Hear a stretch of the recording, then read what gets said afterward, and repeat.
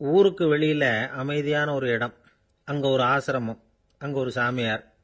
அவர் தினமும் நல்ல போதனைகள்லாம் செய்வார். பல பேர் போய் அங்கேயே சில நாள் தங்கி இருந்து அவர் சொல்ற அறிவுரைகளை எல்லாம் கேட்டுக்கிட்டு வர்றது வழக்கம். ஒரு தடவை அவரை பார்த்துட்டு போறதுக்காக 3 வெளியூர் தம்பதிகள் வந்தாங்களாம். அந்த மடத்திலேயே சாப்பிட்டுக்கிட்டு தங்கி இருந்து அவங்களுடைய போதனைகளை கேட்டுக்கிட்டு போகணுங்கிறது அவங்க நோக்கம். காலையில குளிச்சுட்டு பூஜையில உட்கார்ந்தார் அந்த சுவாமி. இவங்களும் குளிச்சுட்டு அந்த பூஜையை பார்க்கறதுக்காக அவர் முன்னாடி வந்து உட்கார்ந்தாங்க. பூஜை ஆரம்பமாச்சு. சம்பிரதாயப்படி அது ரொம்ப நேரம் நடந்துக்கிட்டே இருக்குது. இவங்களுக்கு நல்ல பசி இருந்தாலும் இந்த நேரத்தில் அதை எப்படி வெளியில் காட்டிக்கிறது? பேசாமல் இருந்தாங்க. அந்த சுவாமி பூஜையை முடித்தார். அதுக்கப்புறம் பேச ஆரம்பித்தார். பேச்சு அருமையாக தான் இருந்தது, அமிர்தமாக தான் இருந்தது. இருந்தாலும் இவங்களுக்கு இருக்கிற வயிற்று பசி அது சரியாக கவனிக்க விடலை. அந்த சுவாமியே இதை கவனிச்சதா தெரியல. இவங்களுக்கு மனசுக்குள்ள ஒரு எண்ணம், உள்ள சாப்பாடு தயாராகிட்டு இருக்கும் போல இருக்கு, இந்த பேச்சு முடிஞ்சது நம்மளை உள்ளே அழைச்சிட்டு போய் சாப்பாடு போடுவாங்கன்னு நினைக்கிறோம் அப்படின்னு இவங்களாம் நினச்சிக்கிட்டாங்க. ஆனால் சுவாமி இதை பற்றி எதுவுமே பேசலை, கண்டுக்கலை. ஒரு அம்மாவால் அதுக்கு மேலே சும்மா இருக்க முடியுமா? முடியல. சாப்பாட்டை கவனிக்கலாமா அப்படின்னு சொல்லி மெதுவாக ஆரம்பித்தாங்க. ஓ கவனிக்கலாமே அப்படின்னு உள்ளே அழைச்சிட்டு போனார் சுவாமி. இவங்க ரொம்ப அவசரமாக எழுந்திருச்சு உள்ளே ஓடினாங்க. அங்கே ஒரு மேஜை மேலே ஒரு கிண்ணம் மூடி இருந்தது. ஓ இதுதான் சாப்பாட்டு மேஜை போல இருக்கு, இங்கே சாப்பாடு வந்துடும் அப்படின்னு நினச்சாங்க. உடனே போய் சுற்றி உட்காந்துக்கிட்டாங்க. சுவாமி அந்த கிண்ணத்தை எடுத்து அந்த அம்மா கிட்ட கொடுத்தார். அவங்க அதை வாங்கி மூடியை திறந்து பார்க்குறாங்க. உள்ளே ஒரு சாவி இருக்குது. ஓ சரிதான், இது சமையலறை சாவி போல இருக்கு, அங்கே போய் அதை திறந்து சாப்பாட்டை நாமே எடுத்துக்கிட்டு வந்து இங்கே வச்சுக்கிட்டு சாப்பிடணும் போல இருக்கு அப்படின்னு நினச்சாங்க. சாவி இருக்கு இல்லையா, வாங்க பூட்டின அறையை காட்டுறேன் அப்படின்னு சுவாமி அவங்கள அழைச்சிட்டு போனார், காட்டினார். இவங்க அந்த அறையை ரொம்ப ஆவலோடு திறந்தாங்க. உள்ளே பார்த்தா அங்கே அரிசி, பருப்பு, விதவிதமான காய்கறி எல்லாம் இருக்குது. சமையலுக்கு வேண்டிய மிளகாய், எண்ணெய், பால், தயிர், நெய் இப்படி எல்லாமே இருக்குது. அடுப்பு, விறகு, நெருப்பு போட்டி அது கூட அங்கே இருக்குது. சாப்பாடு தயாராக இருக்கும்னு நினச்சிக்கிட்டு போனால் இப்படி இருக்குதே அப்படின்னு சொல்லி அதை பார்த்ததும் ரொம்ப சோர்ந்து போட்டாங்க அவங்க. சுவாமி என்ன இது சாப்பாடு இல்லையா அப்படின்னாங்க. அதுதான் சாப்பாட்டுக்கு வேண்டிய எல்லாம் இங்கே இருக்குதே, அடுப்பு மூட்டி நீங்கள் தான் அவங்கவுங்க ருசிக்கு தகுந்த மாதிரி சமைச்சுக்கணும். இந்த சன்னியாசிக்கு எப்படி சமைக்க தெரியும் அப்படின்னு கேட்டார் சுவாமி. சாப்பாடு தயாராக இருக்கும்னு நாங்கள் எதிர்பார்த்தோம் அப்படின்னாங்க. நீங்கள் இப்படி சொல்லுவீங்கன்னு நானும் எதிர்பார்த்தேன். இது வரைக்கும் நான் எவ்வளவோ தத்துவம்லாம் எடுத்து சொன்னேன். எல்லாத்தையும் விட இதுதான் அனுபவபூர்வமான தத்துவம். ஆண்டவன் நமக்கு நல்ல மனசை கொடுத்துருக்கிறான், நல்ல வாய்ப்புகளையும் தந்திருக்கிறான், அதையெல்லாம் பயன்படுத்திக்கக்கூடிய மூளையையும் சிந்தனையையும் கொடுத்துருக்குறான். அதனால் அடுப்பை தான் நீங்கள் மூட்டணும், அடுப்பை நீங்கள் தான் மூட்டணும், உங்களுக்கு உகந்ததை நீங்கள் தான் சமைச்சு ருசித்து அனுபவிக்கணும். ஆண்டவனே அதை செஞ்சுக்கிட்டு இருக்க மாட்டான் அப்படின்னாராம் அந்த சுவாமி. நம்முடைய வாழ்க்கையில் பல நல்ல பலன்களை பெறறதுக்கு நாம் தான் முயற்சி பண்ணணும். அதுக்குரிய சூழ்நிலையைத்தான் ஆண்டவன் கொடுப்பானே தவிர அதை விளக்கறதுக்காக தான் அந்த சுவாமி அப்படி செஞ்சு காட்டியிருக்கிறார். இது ஒரு பெரியவர் இப்படி ஒரு விளக்கம் கொடுத்தார். அதுக்கப்புறம் அந்த 3 தம்பதிகளும் தெளிவடைஞ்சுட்டாங்களாம். நாம் தெளிவடைகிறது எப்போங்கிறது தான் தெரியல அப்படின்னு பல பேர் இதை கேட்டுட்டு சொல்லிட்டு இருக்கிறாங்க. இந்த கதையை நம்முடைய நண்பர் ஒருத்தர்கிட்ட சொன்னேன். அந்த நண்பர் ரொம்ப சந்தோஷப்பட்டார். நீங்கள் சொல்கிறது கரெக்டு சார், ஆனால் நான் அதை விட ஒரு படி மேலே சார். எனக்கெல்லாம் அரிசி பருப்பு இருக்கிற ரூம் எதுன்னு கையை காட்டிட்டா போதும், உடனே கிண்ணத்துலேருந்து சாவியை எடுத்து கொடுக்கணுங்கிற அவசியம்லாம் இல்லை எனக்கு. அப்புறம் எப்படி ரூமை திறந்துருவீங்க அப்படின்னு கேட்டேன். பூட்டை உடைச்சி திறந்துருவேன், அதுதான் எனக்கு பழக்கம் அப்படிங்கிறார். எதிர்காலத்தை நினைச்சா எனக்கு ரொம்ப பயமா இருக்கு சார் அப்படின்னு சொல்றவங்க நிறைய பேர் இருக்கிறாங்க. அதாவது பயப்படாத மனிதர்கள்னு யாருமே கிடையாது. ஒவ்வொருத்தருக்கும் ஒவ்வொரு விதமான பயம் இருந்தாலும் ஒட்டுமொத்தமா பாக்குறப்போ மனிதனுக்கு 6 விதமான பய உணர்வுகள் வரலாம் அப்படின்னு பெரியவங்க சொல்றாங்க. எல்லா விதமான பயமும் இந்த 6 வகைக்குள்ள அடக்கம். அந்த 6 வகை பயமும் 6 எதிரிகள் மாதிரியாம். 6 எதிரிகளையும் புரிஞ்சுக்கிட்டோம்னா போதும், வாழ்க்கையில சுலபமா வெற்றி அடைய முடியும். சரி, அந்த 6 வகை பயம் என்னென்ன அப்படின்னு பார்ப்போம். முதல்ல வறுமை பற்றிய பயம், 2வது பழிச்சொல் பற்றிய பயம், 3வது உடல் நலம் பாதிப்பு பற்றிய பயம், 4வது என்னன்னா காதல் தோல்வி, 5வது முதுமை, 6வது மரணம். அதாவது பயப்படுறதுங்கிறது ஒரு மனநிலை தான். இந்த மனநிலையை கட்டுப்படுத்த முடியும், திசை திருப்ப முடியும். சரி, இந்த பயங்களின் அறிகுறிகள் எப்படி இருக்கும்? வறுமை பற்றிய பயம் அப்படின்னு முதல்ல சொன்னோம் இல்லையா, அந்த பயத்தின் அறிகுறிகளை தெரிஞ்சுக்குவோம். எதுலேயும் அக்கறை இல்லாமல் இருக்கிறது, ஒரு குறிக்கோள் இல்லாமல் இருக்கிறது, வறுமையை சகிச்சுக்கிறது, வாழ்க்கையில் கிடைக்கிறது எதுவாக இருந்தாலும் ஆட்சேபனை இல்லாமல் ஏற்றுக்கிறது, மனசாலும் உடம்பாலும் சோர்ந்து போயிருக்கிறது, ஆர்வம், முனைப்பு, கற்பனை திறன் எதுவுமே இல்லாமல் இருக்கிறது. இதெல்லாம் தான் அந்த வறுமை பற்றிய பயத்தின் அறிகுறிகள். அந்த அடுத்தது ஒன்று பார்த்தோமே, பழிச்சொல் பற்றிய பயம். அதாவது அடுத்தவங்க நம்மளை குறை சொல்லி விடுவாங்களோ அப்படிங்கிற பயம். இதுக்கு அறிகுறி என்ன தெரியுமா? புதியவர்களை சந்திக்கிறதுக்கு பயப்படுறது, முடிவு எடுக்க முடியாமல் குழம்புறது, பிரச்சனைகளை தவிர்க்க விரும்புறது, தாழ்வு மனப்பான்மை, வரவுக்கு மீறி செலவு செஞ்சு இமேஜை உயர்த்திக்கிறது, குறிக்கோள் இல்லாத வாழ்க்கை. இதெல்லாம் தான் அதுக்கு அறிகுறிகள். மூணாவது பயம் உடல் நலம் பாதிப்பு பற்றிய பயம், அதாவது நோய் பற்றிய பயம். ஒரு உண்மை என்ன தெரியுமா? டாக்டரை சந்திக்கிற மனிதர்களில் 75% பேர் தங்களுக்கு நோய் வந்துட்டுதுங்கிற கற்பனையில் இருக்கிறவங்களாம். நிஜமாவே நோய் கிடையாது அவங்களுக்கு. இந்த பயத்தின் அறிகுறிகள் என்னென்னா, வியாதிக்கான அறிகுறிகள் தன்னிடம் இருக்கிறதாக நினச்சிக்கிறது, எந்த நேரமும் வியாதியை பற்றியே பேசி பேசி மனசை அங்கேயே வச்சிருக்கிறது, நோய் சம்பந்தமான செய்திகளை படித்து நமக்கு இப்படி ஆயிடுமோ அப்படின்னு வேதனைப்படுறது. இதெல்லாம் தான் அதுக்கு அறிகுறிகள். நாலாவது பயம் காதல் தோல்வி. இது ரொம்ப வேதனை, உடம்பையும் மனசையும் சீரழிச்சு விடும். ஆண்களை விட பெண்கள் தான் இந்த பய உணர்வில் அதிகமாக பாதிக்கப்படுறாங்க. அஞ்சாவது முதுமை பற்றிய பயம். ஆறாவது மரண பயம், வயசான காலத்தில் எப்படி சமாளிக்கிறது அப்படிங்கிற பயம். ஆக இதையெல்லாம் நாம் புரிஞ்சிக்க வேண்டியது ரொம்ப அவசியம். இந்த 6 வகை பயங்களை சரியாக புரிஞ்சுக்கிட்டு நாம் நடந்துக்கணும். வாழ்க்கையின் முன்னேற்றத்துக்கு இந்த பயங்கள் முட்டுக்கட்டே ஆகிடக்கூடாது. உழைச்சி பணம் சேர்க்கணும், உற்சாகமாக மனசை வச்சுக்கணும். மனசை கட்டுப்படுத்துகிற மார்க்கம் தெரிஞ்சுக்கிட்டா போதும், எல்லாம் சரியாக வந்துடும். நம்ம ஆள் ஒருத்தன் சொன்னான், சார் எனக்கு வறுமை பற்றிய பயம்தான் இருந்தது, ஒரே ராத்திரியில் 30,000 ரூபா தயார் பண்ணிவிட்டேன், இப்போ எனக்கு இன்னொரு பயம் வந்துட்டுதுன்னா. என்ன பயம்னு கேட்டாங்க. போலீஸு கண்டுபிடிச்சிருமோங்கிற பயம்னா. இது இந்த பயத்தில் அடங்காது. அதனால் அஞ்சி அஞ்சி சாவார், அஞ்சாத பொருள் இல்லை அப்படின்னு பாரதி சொன்னார் இல்லையா? அது மாதிரி பயத்தை புரிந்து கொண்டு அதற்கு தகுந்த மாதிரி நம்முடைய வாழ்க்கையை அமைத்து கொள்ள வேண்டும். அப்படி அமைத்து கொள்ளுகிறவர்களுக்கு வெற்றி நிச்சயம். கப்பல் கடல்ல போய்கிட்டு இருக்கு. புயல், சூறாவளி, அலையெல்லாம் பெருசு பெருசா ரொம்ப உயரமா உண்டாகுது. கடுமையான காற்றிலேயும் வேகமான அலைகள்லேயும் சிக்கி அந்த கப்பல் தடுமாறுது. திசை மாறி போச்சு. எந்த பக்கம் போயிட்டு இருக்கிறோம்னே தெரியல. அந்த கப்பலை செலுத்திக்கிட்டு இருந்த மாலுமி ரொம்ப சாமர்த்தியமா செயல்பட்டார். தன்னுடைய அறிவாற்றலையும் திறமையையும் முழுமையாக பயன்படுத்தினார். அந்த கப்பலை கட்டுப்படுத்தினார். மெதுவாக அந்த சூறாவளியிலிருந்து கப்பலை காப்பாற்றி கரைக்கு கொண்டுட்டு வந்து சேர்த்துட்டார். மாலுமின்னு ஒருத்தர் இருந்ததுனால அந்த மரக்கலம் காப்பாற்றப்பட்டது. மாலுமின்னு ஒருத்தர் இல்லைன்னு வச்சுக்கோங்க, அந்த கப்பலோட கதி என்னவா இருக்கும் யோசிச்சு பாருங்க. ஒரு கோபக்காரனுடைய நிலைமையும் அப்படித்தானா. கோபக்காரன்கிறவன் ஒரு மாலுமி இல்லாத மரக்கலம் அப்படிங்கிறார் நபிகள் நாயகம். கொந்தளிக்கிற கடல்ல கொடுமையான அலைகளின் உச்சியில அல்லல் படுகிற மரக்கலத்தை விட மோசமானது கோபக்காரனின் நிலைமை அப்படிங்கிறது அவருடைய கருத்து. அது மாதிரி இதுன்னு சொல்லல, அதை விட மோசம் இது அப்படிங்கிறார். ஏன் தெரியுமா? ஒரு கப்பல் கடல்ல தடுமாறினா அதை சரிப்படுத்த மாலுமி இருக்கிறார்.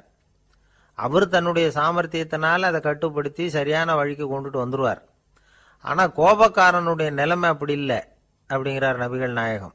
மனித மனம் ஒரு மரக்கலம், அறிவு அதில் இருக்கிற மாலுமி.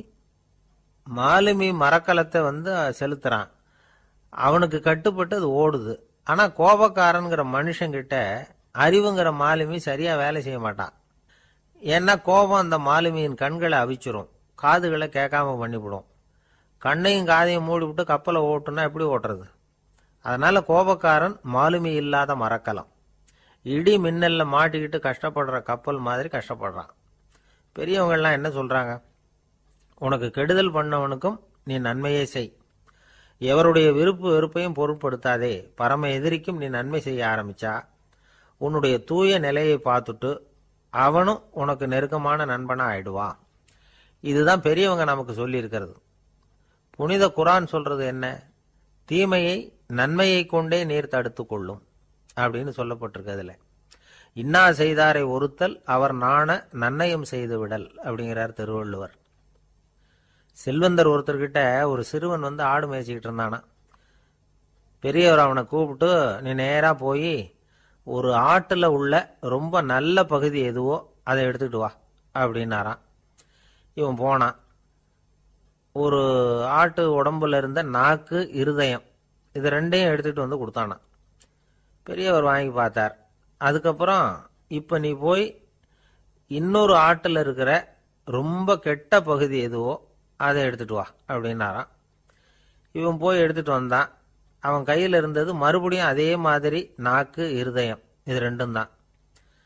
என்னது இப்பவும் அதையே கொண்டுட்டு வந்திருக்கிற அப்படின்னாராம் பெரியவர். இவன் சொன்னானா, ஒரு உடம்புல உள்ள ரொம்ப நல்ல பொருளும் இதுதான், ரொம்ப கெட்ட பொருளும் இதுதான் அப்படின்னானா. இளம் வயசுல இப்படி பதில் சொன்னவர் தான் பேரறிஞர் லுக்மானுல் ஹக்கீம் அவர்கள். கோபப்படாமல் இருந்தா இது ரெண்டும் நல்லா வேலை செய்யும், கோபப்பட்டா இது ரெண்டும் மோசமா வேலை செய்யும். அதை புரிஞ்சுக்கிறதுக்காகத்தான் இன்னைக்கு இந்த தகவல். கோபம் வந்துட்டா நாம என்ன செய்யறோங்கிறது நமக்கே தெரியாது. ஒருத்தர் டாக்டர் கிட்ட போனார் அவசரமா. டாக்டர், எனக்கு இப்போ கடுமையான கோப வெறி, எனக்கு கண்ணு மண்ணு ஒன்றும் புரியல, உடனடியாக அதை கட்டுப்படுத்தணும், உடனே இதுக்கு ஏதாவது ஒரு மாத்திரை கொடுங்க ப்ளீஸ் அப்படின்னார்.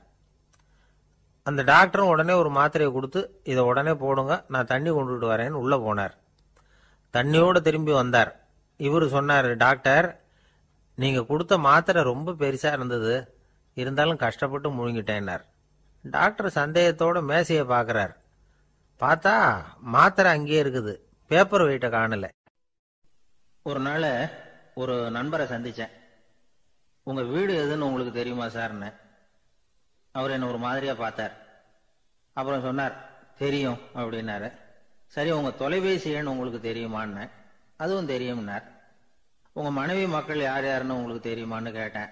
என்ன ஒரு மாதிரியாக பார்த்தார். அப்புறம் சொன்னார், அதுவும் தெரியும் சார் அப்படின்னார். சரி, நீங்கள் யாருன்னு உங்களுக்கு தெரியுமான்னு கேட்டேன். இப்போதான் அவர் முழிக்க ஆரம்பித்தார். அவர் மட்டும் அப்படி இல்லை, நாம் எல்லாருமே அப்படி தான். எதிரில் நிற்கிறது யாருங்கிறது தெரியும், நாம் யாருன்னு நமக்கு தெரியாது. உண்மையிலேயே நாம் யார்? இந்த கேள்விக்கான பதிலை தான் வாழ்க்கை பூரா நாம் தேடிட்டு இருக்கிறோம். புத்தர் என்ன சொல்றாரு தெரியுமா? நீங்க கடவுளை பத்தி கவலைப்பட தேவையில்லை, உங்களை பத்தின கவலை உங்களுக்கு இருந்தா போதும் அப்படிங்கிறார். நான் யார், எனக்கு ஏன் இந்த கவலை அப்படின்னு உங்களை நீங்களே கேட்டுக்குங்க அப்படிங்கிறார். நாம ஏன் கடவுளை படைச்சோம்? அது ஒரு நழுவல் முயற்சியாம், அதாவது தன்னிடமிருந்து தானே தப்பிக்கிற ஒரு முயற்சியாம். இப்படிதான் அதை சொல்றாங்க அறிஞர்கள்லாம். மக்கள் பொய்யான பிரச்சனைகள்ல ஆர்வமா இருக்கிறாங்க, அதுக்கு தீர்வு காணவும் முயற்சி பண்றாங்க. கடவுளை பத்தி விவாதிக்க எல்லாருக்கும் விருப்பம், தன்னுடைய சுயம் பற்றிய பிரச்சனையே இருக்கிறது இல்ல. ஆகக்கூடிய விஷயம் என்னன்னா, கடவுள் சமாளிப்புக்கு பயன்படுத்தப்படுகிறார். மனவியல் என்ன சொல்லுது தெரியுமா? கடவுள், சொர்க்கம், மறுபிறவி, இதை பத்தி எல்லாம் பேச ஆரம்பிக்கிறவங்க யார் தெரியுமா? போருக்கு போறவன், துன்பத்துல சிக்கி கஷ்டப்படுறவன், நோய் படுக்கையில விழுந்தவன், இவங்க தான். நாம அனுபவத்திலேயே பார்க்கிறோமே இதையெல்லாம். கடவுளை துணைக்கு கூப்பிடுறவங்க யாருன்னு கவனிச்சு பாருங்க. பரீட்சை எழுத போறவன், வேலை தேடி அலையிறவன், பண நெருக்கடியில் இருக்கிறவன், விபத்துல சிக்கிக்கிட்டவன், இவங்கெல்லாம் தான்.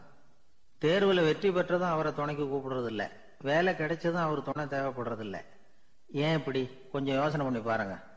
துன்பம் வருகிற போது அந்த துன்பத்தை தவிர்க்க வேண்டிய நிலையில அதிலிருந்து நழுவி போறதுக்காக பிரார்த்தனை தேவைப்படுது. எல்லாம் நல்லபடியா நடக்கிறப்போ பிரார்த்தனை செய்யறது இல்லை. புத்தருடைய வழி என்ன தெரியுமா? அந்த வழியில கடவுளும் கிடையாது, பிரார்த்தனையும் கிடையாது. புத்தர் செய்தது இதைத்தான். அதாவது கடவுள்கிட்ட இருந்து மனிதனையும், மனிதன் கிட்ட இருந்து கடவுளையும் அவர் விடுவித்தார். புத்த மதம் என்ன சொல்லுது தெரியுமா? கடவுள் பிரச்சனை அல்ல, மனிதன் தான் உண்மையான பிரச்சனை அப்படின்னு சொல்லுது. உங்களை நீங்க நல்லா தெரிஞ்சுக்கிட்டா போதும், நீங்களே கடவுள் ஆயிடுவீங்க அப்படிங்கிறது தான் புத்த மதம். அதனால நமக்கு தேவை உள்முக பயணம். நான் யார் அப்படிங்கிற கேள்வியோட உள்ள போகணும். அங்க போனாதான் தெரியும் நான் அப்படின்னு அங்க யாருமே இல்லைங்கிறது.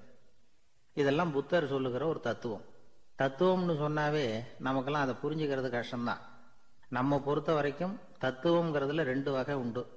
ஒன்னு தத்துவம், இன்னொன்னு மகா தத்துவம். தத்துவம்னா என்ன தெரியுமா? கேட்கறவங்களுக்கு புரியப்படாது, அதுதான் தத்துவம். மகா தத்துவம் என்னன்னா சொல்றவங்களுக்கும் புரியப்படாது. அந்த வகையில பார்த்தா இன்று ஒரு தகவலும் ஒரு மகா தத்துவம். இந்த உலகத்துல எல்லாருக்கும் மகிழ்ச்சி தரக்கூடிய ஒரு பொருள் எது? இது ஒரு முக்கியமான கேள்வி. இந்த கேள்விக்கு பொருத்தமான ஒரு பதிலை உங்களால சொல்ல முடியுமா? அதாவது கொஞ்சம் யோசிச்சு பார்த்தா பணம்னு சொல்லலாமா?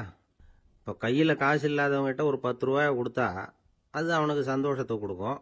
ஏற்கனவே வருமான வரி பிரச்சனையில் சிக்கி இருக்கிறவர்கிட்ட இன்னும் கொஞ்சம் பணம் இந்தாங்கன்னு சொல்லி கொடுத்தோம்னா அது அவருக்கு சங்கடத்தை தான் கொடுக்கும். அதனால் அந்த கேள்விக்கு பணம்ங்கிறது பொருத்தமான பதிலாக இருக்க முடியாது. கேள்வி என்னன்னா, இந்த உலகத்தில் எல்லாருக்கும் மகிழ்ச்சி தரக்கூடிய ஒரு பொருள் எது? சரி, இனிப்புன்னு சொல்லலாமா? ஏன்னா எல்லாருக்கும் இனிக்க தானே செய்யும். அதுலேயும் ஒரு சிக்கல் இருக்குது. சர்க்கரை வியாதிக்காரங்களுக்கு அது என்ன சந்தோஷத்தையாக கொடுக்கும்? ஆக எல்லாருக்கும் வேறுபாடு எதுவும் இல்லாமல் மகிழ்ச்சியை கொடுக்கக்கூடியது வேற ஏதோ ஒன்று இருக்குது. அது என்னன்னு கண்டுபிடிக்கணும். அதுதான் இன்னைக்கு தகவல். இப்போ அதை கண்டுபிடிக்கணும்னா இந்த கதையை கேட்கணும். அது என்ன கதைன்னா, ஒரு ஊரில் ஒரு ராஜா இருந்தார். அவருக்கும் இதே சந்தேகம் வந்துட்டுது. அதாவது எல்லாருக்கும் இன்பம் தரக்கூடிய பொருள் எது அப்படின்னு. இதுக்கு பதில் தெரிஞ்சுக்கிறதுக்கு ஆசைப்பட்டார். சரி, அதுக்கு என்ன செய்யலாம்னு யோசனை பண்ணார். நாட்டு மக்களுக்கு பகிரங்கமாக ஒரு அறிவிப்பு கொடுத்தார். நம்ம நாட்டு மக்கள் இன்பம் தரக்கூடிய பொருள் எதுன்னு நினைக்கிறாங்களோ அதை கொண்டுகிட்டு வந்து அரண்மனையில் உள்ள கண்காட்சி மண்டபத்தில் வைக்கலாம். அப்படி அவங்க வைக்கிற பொருள்களில் எது எல்லாருக்கும் இன்பம் தரக்கூடியதாக இருக்குமோ அதை வச்சவருக்கு 1000 பொற்காசுகள் பரிசு அப்படின்னு அறிவிப்பு கொடுத்துட்டார். ஜனங்கள் இந்த அறிவிப்பை கேட்டாங்க. அதுக்கப்புறம் சும்மா இருப்பாங்களா? 1000 பொற்காசுன்னா சும்மாவா? அவங்க கையில் என்னென்ன கிடைச்சதோ அதையெல்லாம் கொண்டாந்து அரண்மனை காட்சி மண்டபத்தில் வச்சுட்டாங்க. அதுக்கப்புறமா ராஜா அங்கே வந்தார். ஒவ்வொன்றா பார்த்துக்கிட்டே வந்தார். முதல்ல ஒரு குயில் இருந்தது, இனிமையாக பாடக்கூடிய குயில். இந்த குயிலோட இன்னிசை எல்லாருக்கும் இன்பம் தரக்கூடியது தான். இருந்தாலும் காது கேட்காதவங்களுக்கு இந்த இசை எப்படி இன்பம் தர முடியும்? அதனால் இது சரியில்லைன்னு விட்டார். அடுத்தபடியாக போனார். அங்கே என்ன வச்சுருக்கிறாங்கன்னு பார்த்தா ஒரு அழகான மயில் அங்கே தோகை விரித்து ஆடிக்கிட்டு இருக்குது. இந்த மயிலோட ஆட்டம் மனசுக்கு இன்பம் தரக்கூடியது தான். இருந்தாலும் பார்வை இல்லாதவங்க இந்த ஆட்டத்தை பார்த்து ரசிக்க முடியுமா? முடியாது. அதனால் இதுவும் சரியில்லை அப்படின்னு சொல்லிவிட்டார். அதுக்கு அடுத்தபடியாக போனார். பல வகையான இனிப்பு பண்டங்களை வச்சுருந்தாங்க. பார்த்தார், வயசானவங்களுக்கும் நோயாளிகளுக்கும் இது இன்பம் தராது, துன்பம் தான் கொடுக்கும் அப்படின்னார். இப்படி ஒவ்வொன்றா பார்த்துக்கிட்டே போகிறார். அழகான மலர்கள், கனிகள், ஓவியங்கள் எதுவுமே பொருத்தமாக தெரியல. சகல பேருக்கும் இன்பம் தரக்கூடிய வகையில் எதுவும் இல்லை. கடைசியாக வந்தார். அங்கே ஒரு களிமண் பொம்மை இருந்தது. அது என்ன பொம்மை தெரியுமா? பசியால் வாடி இருக்கிற ஒருத்தருக்கு ஒரு அம்மா இனிமையாக பேசிக்கிட்டு சோறு போடுறது மாதிரி அந்த பொம்மையை செஞ்சுருந்தாங்க. அதுக்கு கீழே அன்பு அப்படின்னு எழுதியிருந்துதான். ராஜா பளிச்சுன்னு ஒரு முடிவுக்கு வந்தார். அந்த பொம்மையை செஞ்ச சிற்பியை வரவழைச்சார், பரிசு கொடுத்தார். அன்பு ஒன்று தான் எல்லாருக்கும் இன்பம் அளிக்கக்கூடிய பொருள். காது கேட்காதவங்களும் அதை கேட்க முடியும், பார்வை இல்லாதவங்களும் அதை பார்க்க முடியும், குழந்தைகளும் அதை உணர முடியும் அப்படின்னு அதுக்கு விளக்கம் கொடுத்தார் அந்த மன்னர். இந்த உலகத்தில் எல்லாருக்கும் மகிழ்ச்சி தரக்கூடிய ஒரு பொருள் அன்பு தான். அதை புரிஞ்சுக்கிட்டு தான் சில கணவன்மார்கள் மனைவி பேரில் ரொம்ப அன்பை காட்டிக்கிறது வழக்கம். ஒரு வீட்டு வாசப்படி பக்கமாக மழைக்கு ஒதுங்கினார் ஒருத்தர். மழை தூரிக்கிட்டு இருந்தது, இருட்டு நேரம். அந்த வீட்டில் இருந்தவர், இன்னைக்கு ராத்திரி வேணும்னா இங்கேயே தங்கிட்டு காலையில் போங்க அப்படின்னார். உடனே இவர் சொன்னார், ரொம்ப நன்றிங்க, ஒரு 10 நிமிஷத்தில் இதை வந்துவிடுறேன் அப்படின்னு சொல்லிவிட்டு எங்கேயோ ஓடினார். 10 நிமிஷம் கழித்து திரும்பி வந்தார். ஆமாம், எங்கே போயிட்டு வந்தீங்கன்னு கேட்டார் வீட்டில் இருந்தவர். நேராக எங்கள் வீட்டுக்கு போய் மனைவி கிட்ட இன்னைக்கு ராத்திரி இங்கேயே தங்கிக்கிறேன்னு சொல்லிவிட்டு வந்துட்டேன் அப்படின்னார் அவர். அன்புல இது ஒரு ரகம். எனக்கு இது மட்டும்தான் சார் தெரியும், இதை தவிர வேற எதுவும் தெரியாது அப்படின்னு சொல்லிக்கிட்டே காலம் தள்ளுறவங்க ரொம்ப பேர். அவங்கெல்லாம் கஷ்டப்பட வேண்டியிருக்கும். ஒருத்தர் தன்னுடைய தொழிலில் ரொம்ப கெட்டிக்காரராக இருக்கலாம். அதுக்காக எப்பவும் அதே ஞாபகத்தில் இருந்துக்கிட்டு உலகியல் அறிவு இல்லாமல் இருந்துடக்கூடாது, அது ஆபத்து. இதுக்காக நம்ம தாத்தா பாட்டிலாம் ஒரு கதை சொல்லுவாங்களே, கேள்விப்பட்டிருக்கீங்களா? ஒரு சமயம் ஒரு 4 பேர் சேர்ந்து வெளியூருக்கு பிரயாணம் போனாங்களாம். அந்த 4 பேர் எப்படி தெரியுமா? ஒருத்தர் வேதாந்தி, இன்னொருத்தர் சங்கீத வித்வான், 3வது ஆள் வைத்தியர், 4வது ஆள் ஜோசியர்.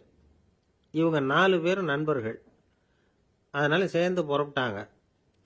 வழியில் ஒரு ஊரில் தங்கினாங்க. இருட்டி போச்சு. அதனால் இன்னைக்கு ராத்திரி இங்கேயே தங்கி இருந்துட்டு நாளைக்கு புறப்படலாம் அப்படின்னு தீர்மானம் பண்ணாங்க. சாப்பாட்டுக்கு என்ன பண்ணுறது? அங்கேயே கடத்தெருவுக்கு போய் சாமான்லாம் வாங்கியாந்து சமைச்சு சாப்பிட்லாம்னு முடிவு பண்ணாங்க. 4 பேர் இருக்கிறதுனால ஆளுக்கு ஒரு காரியமாக செய்யலாம் அப்படின்னு வேலையை பிரிச்சுக்கிட்டாங்க. வைத்தியர் கரிகாய் வாங்க போனார், வேதாந்தி எண்ணெய் வாங்க போனார், ஜோசியர் பலசரக்கு வாங்க போனார், சங்கீத வித்வானுக்கு சமைக்கிற வேலை. எல்லாம் சரி, ஆனால் நடந்தது என்ன தெரியுமா? கடைத்தெருவுக்கு காய்கறி வாங்க போனார்ல வைத்தியர், அங்கே போய் மார்க்கெட்டில் பார்த்தார். ஒவ்வொரு கரிகாயாக எடுத்து பார்த்தார். இது பித்தம், உடம்புக்கு ஒத்துக்காது, இது வாயு, உடம்புக்கு ஒத்துக்காது அப்படின்னு ஒவ்வொன்றா தள்ளினார். கடைசியில் ஒன்றுமே தேரல, வெறுங்கையோடு திரும்பி வந்துக்கிட்டு இருக்கிறார். எண்ணெய் வாங்க போனார் வேதாந்தி, அவர் ஒரு தொன்னையில் எண்ணெயை வாங்கினார். பேசாமல் அதை எடுத்துகிட்டு வர வேண்டியது தானே, முடியல. அவருடைய வேதாந்த மூளை சிந்திக்க ஆரம்பிச்சுட்டுது. இந்த தொன்னைக்கு எண்ணெய் ஆதாரமா அல்லது எண்ணெய்க்கு தொன்னை ஆதாரமா அப்படிங்கிற ஆராய்ச்சியில் இறங்கினார். என்னாச்சு தெரியுமா? அப்படி கவுத்து பார்த்தார். வாங்கின எண்ணெய் பூராவையும் வழியில் கொட்டிவிட்டு வெறும் தொன்னையோடு சேர்ந்தார். பலசரக்கு வாங்க போனார் ஜோசியர், அவர் ஒரு வழியில் பார்த்தாரு. வழியில் வந்தவங்களெல்லாம் அங்கங்கே ஒரு மரத்தடியில் உட்கார வச்சு அவங்களுக்கெல்லாம் ஆர்வம் சொல்ல ஆரம்பிச்சிட்டார். அப்படி ஒவ்வொருத்தராக சொல்லி முடிச்சுட்டு கடத்தருக்கு போய் சேர்ந்தார். இவர் அங்கே போய் சேர்றதுக்குள்ளே ரொம்ப நேரம் ஆகிட்டுது. கடையெல்லாம் பூட்டிவிட்டு போயிட்டாங்க. என்ன செய்யறது? அவரும் வெறுங்கையோட திரும்பி சேர்ந்தார்.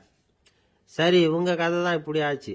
அங்கே சமைக்கிறதுக்காக உட்காந்துருந்தார் சங்கீத வித்வான், அவர் கதை என்னாச்சு தெரியுமா?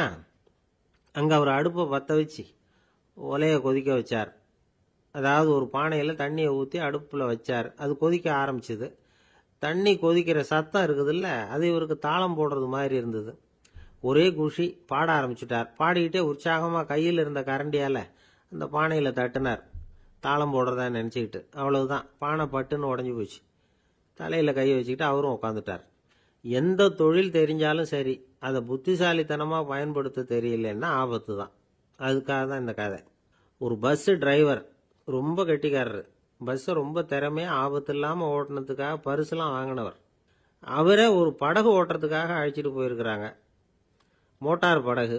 அதையும் ரொம்ப திறமையாக தான் ஓட்டிகிட்டு போயிருக்கிறாரு. நடுக்கடலில் போனதும் படகு நின்று போச்சு. மோட்டாரில் ஏதோ கோளாறு.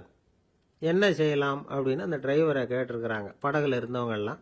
அப்போ அவர் சொன்னாராம், கவலைப்படாதீங்க, ஒன்றும் பிரச்சனை இல்லை, எல்லாரும் கொஞ்சம் கீழே இறங்கி பின்னாடி தள்ளுங்க, மோட்டார் ஸ்டார்ட் ஆகிடும் அப்படின்னாராம். அறிவில் சிறந்தவர்கள் ஆண்களா பெண்களா? என்னுடைய நண்பர் ஒருத்தரை பார்த்து நான் கேட்ட கேள்வி இது. அவர் மெதுவாக தன்னுடைய தலையை சொரிஞ்சுக்கிட்டே சொன்ன பதில், அதில் என்ன சார் சந்தேகம், அவங்க தான் அப்படின்னார். அனுபவ அடிப்படையில் அவர் இப்படி சொல்றார். அறிவியல் அடிப்படையில் பார்க்குறவங்களும் இப்படி தான் சொல்றாங்க. இயற்கையின் நோக்கம் இனப்பெருக்கம், இதில் பெண்களின் பங்கு அதிகம். அதனால இயற்கையே பெண்களுக்கு பல சலுகைகளை கொடுத்துருக்குது, சக்தியை கொடுத்துருக்குது. இப்போ வெளிநாடுகளில் இதை பற்றியெல்லாம் நிறைய ஆராய்ச்சி பண்ணி பார்த்துருக்குறாங்க, புள்ளி விவரங்கள்லாம் வெளியிட்டிருக்கிறாங்க. ஆண் குழந்தைகளை விட பெண் குழந்தைகள் முன்னாடியே பேச ஆரம்பிச்சுடுறாங்களாம். அது மட்டும் இல்லை, அதிக எண்ணிக்கையில் வார்த்தைகளை கற்றுக்கிறாங்களாம். அப்புறம் பலவிதமான வாக்கிய அமைப்புகளை அமைச்சு பேசுறதுலையும் பெண் குழந்தைகள் முன்னாடியே ஆரம்பிச்சுடுறாங்களாம். இதெல்லாம் சீக்கிரமாக செய்கிறது பெண் குழந்தைகள் தான். சம வயதுள்ள ஆண் குழந்தைகள், பெண் குழந்தைகள், இவங்களை வச்சு சோதனைகள் பண்ணி பார்த்துருக்குறாங்க. அதாவது ஒரே வயசுள்ள ஆண் குழந்தை, பெண் குழந்தை இதெல்லாம் வச்சு அவங்ககிட்ட ஒரே கேள்வியை பல விதமாக கேட்கறது, ஒரே செய்தியை வேற வேற கோணங்கள்ல இருந்து விளக்குறது, தவறு இல்லாமல் பேசுறது, வேகமாக படிக்கிறது, எழுதுறது, புரிஞ்சுக்கிறது, இப்படி இதை பற்றிலாம் எத்தனையோ சோதனைகள்லாம் செஞ்சு பார்த்துருக்குறாங்க. அப்படி பார்த்ததுல என்ன தெரிஞ்சதுன்னா, அதில் எல்லாம் ஆண் குழந்தைகளை விட பெண் குழந்தைகள் 1.5 மடங்கு அதிக திறமை உள்ளவங்களா இருக்கிறாங்களாம். இன்னொரு மொழியை கற்றுக்கிறது, பேசுறது, எழுதுறது, இது கூட பெண்களுக்கு சுலபமாக வருதான்.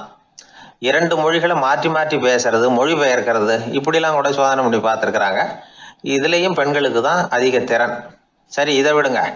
புள்ளி வச்சு கோலம் போடுறது, அதில் இருந்து இந்த கை கடிகாரங்களில், கம்ப்யூட்டர்களில் நுண்ணிய பாகங்களை பொருத்துறது, இது வரைக்கும் பெண்கள் தான் திறமையாக செயல்படுறாங்க அப்படிங்கிறது அந்த சோதனை முடிவு. இந்த நுட்பம், துல்லியம், விரைவு, சிறு கை இயக்கங்களோடு செய்ய வேண்டிய மென்மையான பணிகள், இதுக்கெல்லாம் தேவை கவன குவியம், பொறுமை. இதெல்லாம் பெண்கள்கிட்ட தான் இருக்குதான். அமெரிக்காவில் இன்னொரு சோதனை கூட செஞ்சு பார்த்துருக்குறாங்க. பெண்களின் மூக்கு, மோப்ப உணர்வு, இதெல்லாம் எப்படின்னு பார்த்துருக்குறாங்க. பெண்கள் அதிக எண்ணிக்கையில் வாசனைகளை பிரித்து கண்டுபிடிச்சி விடுறாங்களாம். ஆண்களால் அந்த அளவுக்கு முடியலையாம். சரி, காது எப்படின்னா செவிப்புலன் உணர்வும் பெண்களுக்கு தான் அதிகமாக. ஒரு கும்பல், அதில் பலவிதமான சத்தம், அதுக்கு இடையில இந்த குரலோட தொனி, ஏற்ற இறக்கம், இதை வச்சே பேசுகிற ஆளை கண்டுபிடிச்சிடுறாங்களாம். ஒரு கூட்டத்தில் தன்னுடைய வீட்டுக்காரர் எங்கே இருக்கார், பிள்ளைகள் எங்கே இருக்காங்க அப்படிங்கிறதெல்லாம் பெண்கள் சீக்கிரமாக கண்டுபிடிச்சிடுறாங்களாம். இன்னொரு விஷயம், ஒரு பொருளை பார்த்த உடனே அது என்னென்னு அடையாளம் கண்டுக்கிறது, அதை மனசில் பதிய வச்சுக்கிறது, அப்புறமா இன்னொரு சந்தர்ப்பத்தில் அது எங்கே இருந்தது அப்படின்னு சரியாக ஞாபகப்படுத்திக்கிறது, இது மாதிரி சோதனைகள்லாம் கூட பெண்கள் தான் முன்னணியில் இருக்கிறாங்க. ஒரு சராசரி சூழ்நிலையில் ஆண்களை விட அதிகமான எண்ணிக்கையில் புன்னகை புரியறது, சிரிக்கிறது பெண்கள் தானா. அதிகமாக தோழமை உணர்வோடு பேசுறது அவங்க தானா. 2 பெண்கள் பேசிகிட்டு இருக்கிறதையும் பாருங்கள், அதே மாதிரி 2 ஆண்கள் பேசிகிட்டு இருக்கிறதையும் பாருங்கள். ஆண்கள் ஒரு அடி தள்ளியே நின்று பேசிகிட்டு இருப்பாங்க. மருத்துவர்களை எடுத்துக்கொள்ளுங்கள், அதாவது சிரிச்ச முகத்தோட நோயாளிகள்கிட்ட பரிவோடு பேசுறதுல பெண் டாக்டர்கள் தான் அதிகம். இதுவரை சொல்லப்பட்டது எல்லாமே அறிவியல் பூர்வமான செய்திகள். அதனால இளம் பெண்கள் வாழ்க்கையில சோர்வடைய தேவையில்லை. இயற்கையே நமக்கு சாதகமா இருக்கு, எல்லாம் முடியும் நம்மால அப்படிங்கிறத அவங்க புரிஞ்சுக்கணும். ஒரு பையன் தன்னுடைய அப்பா அம்மா திருமண ஆல்பத்தை புரட்டிக்கிட்டே இருந்தான். அப்புறம் அம்மாட்ட கேட்டான், அம்மா இது யாரு சின்ன வயசுல எடுத்ததா, இது என்னன்னு தெரியலையே, இந்த படத்துல அழகா மீசை வச்சுக்கிட்டு சிரிச்சுக்கிட்டு நிக்கிறது யார் அப்படின்னு கேட்டான். அதுதான்டா அவங்க அப்பான்னாங்க அந்த அம்மா. அப்படின்னா இப்ப நம்ம வீட்டுல நரைச்ச தலையோட அழுது வடிஞ்சிட்டு இருக்காரு ஒருத்தர், அவர் யாருன்னு கேட்டானா. இது பையனுடைய புத்திசாலித்தனம். பெண் பிள்ளைகள் அப்படி கேட்கறது இல்லை. அதனால இந்த கதையெல்லாம் எதுக்காக அப்படின்னா, இளம் பெண்கள் வாழ்க்கையில சோர்வு அடைஞ்சு போயிடக்கூடாது. அதனால பெண்கள் எல்லாம் முடியும் நம்மாலும் அப்படிங்கிறத நினைச்சு செயல்பட்டாங்கன்னா வாழ்க்கையில வெற்றி நிச்சயம். வாயில கொழுப்பு இருந்தாலும் பரவாயில்ல சார், எப்படியாவது ஒரு வழியா சமாளிச்சுக்கலாம். ஆனா வயத்துல மட்டும் கொழுப்பு இருக்கக்கூடாது சார். அப்படி இருந்தா அதை அலட்சியமாகவும் விட்டுறக்கூடாது சார் அப்படின்னு ஒருத்தர் சொல்லிட்டு வந்தார். அதுக்கப்புறம் தான் அவர்கிட்ட பேசி பல விவரங்களை தெரிஞ்சுக்க முடிஞ்சது. சில பேர் சொல்லுவாங்க, எனக்கு தொந்தி கிடையாது சார், வேணும்னா என் வயத்தை அழுத்தி பாருங்க, கல் மாதிரி இருக்கும்பாங்க. வயிறு கல் மாதிரி இருந்தா உள்ள கொழுப்பு இல்லைன்னு நினைச்சிடக்கூடாது. வயிற்று தசைக்கு அடியில உள்ள கொழுப்பு சில வாத்தியங்கள்ல இருக்குமே நரம்பு, அது மாதிரி டைட்டா இழுத்துக்கிட்டு இருக்குன்னு அர்த்தம். அதனால தொட்டு பார்த்தா கல் மாதிரி தான் இருக்கும், இருந்தாலும் தொந்தி தான். வயத்துல கொழுப்பு அதிகமா இருக்கிறது சங்கடம் தான். அதனால கொலஸ்ட்ரால் அளவு அதிகமாகும். இதய நோய்கள், நீரிழிவு, ஹைப்பர் டென்ஷன், ஸ்ட்ரோக்கு, இது மாதிரி ரிஸ்க்லாம் அதிகமாகும். ஒருத்தர் ஒல்லியா இருக்கலாம், உடம்பு இடம் அதிகப்படியா இல்லாம இருக்கலாம். அப்படி இருந்தா கூட அவர் உடம்புல மற்ற பகுதியை விட வயத்துல கொழுப்பு அதிகமா இருக்கும். நாம தான் ஒல்லியா இருக்கிறோமே, நமக்கு ஒண்ணும் இல்லை அப்படின்னு நினைச்சிடக்கூடாது. சரி, நம்ம வயிறு இருக்க வேண்டிய அளவை விட அதிகமா இருக்குதா இல்லையா, அதை எப்படி கண்டுபிடிக்கிறது? அதுக்கு சில வழி இருக்குது. முதல்ல நீங்க நேரா ஸ்ட்ரைட்டா நிமிர்ந்து நில்லுங்க. உங்க பார்வையை மட்டும் கீழே தாழ்த்தி காலு விரலை கவனிங்க. விரல் உங்களுக்கு தெரியுதா அப்படின்னா உங்க வயர் நார்மலா இருக்குன்னு அர்த்தம். கால் விரல் உங்க கண்ணுக்கு தெரியலையா அப்படின்னா உங்களுக்கு வயிறு பெருசுதான். இன்னொரு வழி இருக்கு, அது என்ன தெரியுமா? ஒரு தரையில நீட்டா படுத்துடணும். 1 மீட்டர் நீளம் உள்ள அளவுகோல் ஒன்று எடுத்துக்குங்க. கழுத்து எலும்புல ஒரு பக்கத்தையும் இடுப்புல ஒரு பக்கத்தையும் வைங்க. பக்கவாட்டில் வைங்க, அதாவது படுக்க வாட்டில். அது நடுப்பகுதி வயத்துல முட்டி தராசு மாதிரி ஆடுதா அப்படின்னா உங்க வயிறு உங்களுக்கு ப்ராப்ளம் தான். அதனால அதை கண்டுபிடிக்கிறதுக்கு அப்படி ஒரு அளவுகோல் வச்சிருக்கிறாங்க. மருத்துவ அறிவியல் ரீதியா உங்களுக்கு தொந்தி இருக்குதா இல்லையான்னு கண்டுபிடிக்கிறதுக்கு ஒரு வழி இருக்கு. உங்க இடுப்புல வெயிஸ்ட் அப்படின்னு சொல்றோம்ல, இடுப்புல ஒரு அளவு எடுக்கணும், சுற்றளவு. இடுப்புக்கு கீழே ஹிப்னு சொல்றோம்ல, அங்க ஒரு அளவு எடுக்கணும், அதிகபட்ச சுற்றளவு எடுக்கணும். அந்த அளவை இந்த அளவால வகுக்கணும். அதாவது உங்க வெயிஸ்ட் மெஷர்மெண்ட் இருக்குல்ல, அதை ஹிப் மெஷர்மெண்டால வகுக்கணும். இந்த விகிதம், அதாவது வெயிஸ்ட் ஹிப் ரேஷியோ, ஆண்களுக்கு 0.95க்கு மேல போகக்கூடாது, பெண்களுக்கு 0.85க்கு மேல போகக்கூடாது. அப்படி போயிட்டுதுன்னா வயிறு பெருத்திருக்குதுன்னு அர்த்தம். இது டாக்டர்கள் கண்டுபிடிக்கிற ஒரு விதம். சரி, இந்த தொந்தியை குறைக்கிறதுக்கு என்ன பண்ணலாம்? பட்னி கிடக்கலாமா அப்படின்னா அது தேவையில்லை. ஆனா கலோரி அளவை குறைக்கணும். அது எப்படி? கொழுப்பு ஆகாரத்தை குறைக்கணும். இப்போ கார்போஹைட்ரேட்டு, புரோட்டீன்லாம் இருக்குது இல்லை, அதெல்லாம் ஒரு கிராமுக்கு சுமாரா 4 கலோரி கொடுக்கும். ஆனா கொழுப்பு ஒரு கிராமுக்கு 9 கலோரி கொடுக்கும். அதனால ஒரே அளவுள்ள ஆகாரங்கள்ல கூட கலோரி வித்தியாசம் இருக்குது. கலோரி அளவு குறைச்சலா கொடுக்கக்கூடிய ஆகாரம் சாப்பிடணும். இப்போ தொந்தியை குறைக்கிறதுக்கு கடுமையான உடற்பயிற்சி தேவையா அப்படின்னு கேட்டா அதுவும் தேவையில்லையா. ஆகாரத்துல கொழுப்பை குறைச்சாவே போதும், மற்ற ஆகாரம் செரிக்கிறதுக்கு லேசான உடற்பயிற்சியே போதும். வயத்தை குறைக்கிறேன்னு சொல்லி சில பேர் உட்காந்து எழுந்திருப்பாங்க, அதுவும் தேவையில்லையா. அப்படிலாம் பண்ணி உங்களை கஷ்டப்படுத்திக்க வேண்டியதில்லை. வயத்தை குறைக்கிறதுக்கு அதெல்லாம் உதவுறது இல்லை அப்படின்னு அது சம்பந்தமான நிபுணர்கள் சொல்றாங்க. இப்போ இது சம்பந்தமா 1984 ஒரு சோதனையே பண்ணி பார்த்துருக்குறாங்க. ஒரு நாளைக்கு 185 தடவை உட்காந்து எழுந்திருக்கிறது. இது மாதிரி 27 நாள் பயிற்சி பண்ணிவிட்டு பார்த்தாங்களாம். வயிற்று கொழுப்புல எந்த மாறுதலும் இல்லையா. அதனால உட்காந்து எழுந்திருக்கிற வேலையெல்லாம் தேவையில்லை.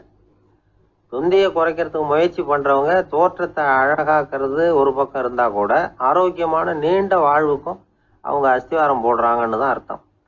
ஒருத்தர் வந்தார், சார் எனக்கு தொந்தி இருக்கா இல்லையான்னு கண்டுபிடிக்கிறது கஷ்டமா இருக்குதுன்னார். சரி நான் கண்டுபிடிக்கிறேன், இப்படி தரையில காலை நீட்டி ஸ்ட்ரைட்டா படுங்க அப்படின்னோம். சரின்னு படுத்துட்டார். இப்போ உங்க கண்ணை திருப்பி கால் கட்டை விரலை பாருங்க, கட்டை விரல் தெரியுதா அப்படின்னு கேட்டேன். தெரியுது சார்னார். நீங்க தெரியுதுன்னு சொல்றத நான் எப்படி நம்புறதுன்னு. அதோ தெரியுற அந்த கட்டை விரல் நுனியில ஒரு ஈ கூட உட்காந்துருக்குது பாருங்க சார் அப்படின்னார். அப்படின்னா நீங்க பாக்குறது கட்டை விரல் இல்லை சார், உங்க மூக்கு நுனி, அங்கதான் இப்ப ஈ உட்காந்துருக்குது அப்படின்னோம். ஒரு பள்ளிக்கூடம் வகுப்பு நடந்துகிட்டு இருக்கு. ஆசிரியர் பாடம் நடத்திக்கிட்டு இருக்கிறார். நடத்தி முடிச்ச உடனே கேட்டார், மாணவர்களே இதுவரைக்கும் நான் நடத்தின பாடத்துல உங்களுக்கு ஏதாவது சந்தேகம் இருக்கா அப்படின்னு கேட்டார். அப்புறம் ஒவ்வொருத்தரா கேட்டார். ஒரு மாணவன் எழுந்திருச்சான். சார் எனக்கு சந்தேகம் எதுவுமே இல்லைன்னா. ஏன்னு கேட்டார். ஏன்னா எனக்கு நீங்க நடத்தின பாடம் தெளிவா புரிஞ்சுட்டுது, அதனால சந்தேகம் வரலன்னா. இன்னொரு மாணவன் எழுந்திருச்சான். சார் எனக்கும் சந்தேகம் எதுவும் இல்லைன்னா. ஏண்டான்னு கேட்டார். ஏன்னா எனக்கு நீங்க நடத்தின பாடம் எதுவுமே புரியல, அதனால சந்தேகம் வரல அப்படின்னா.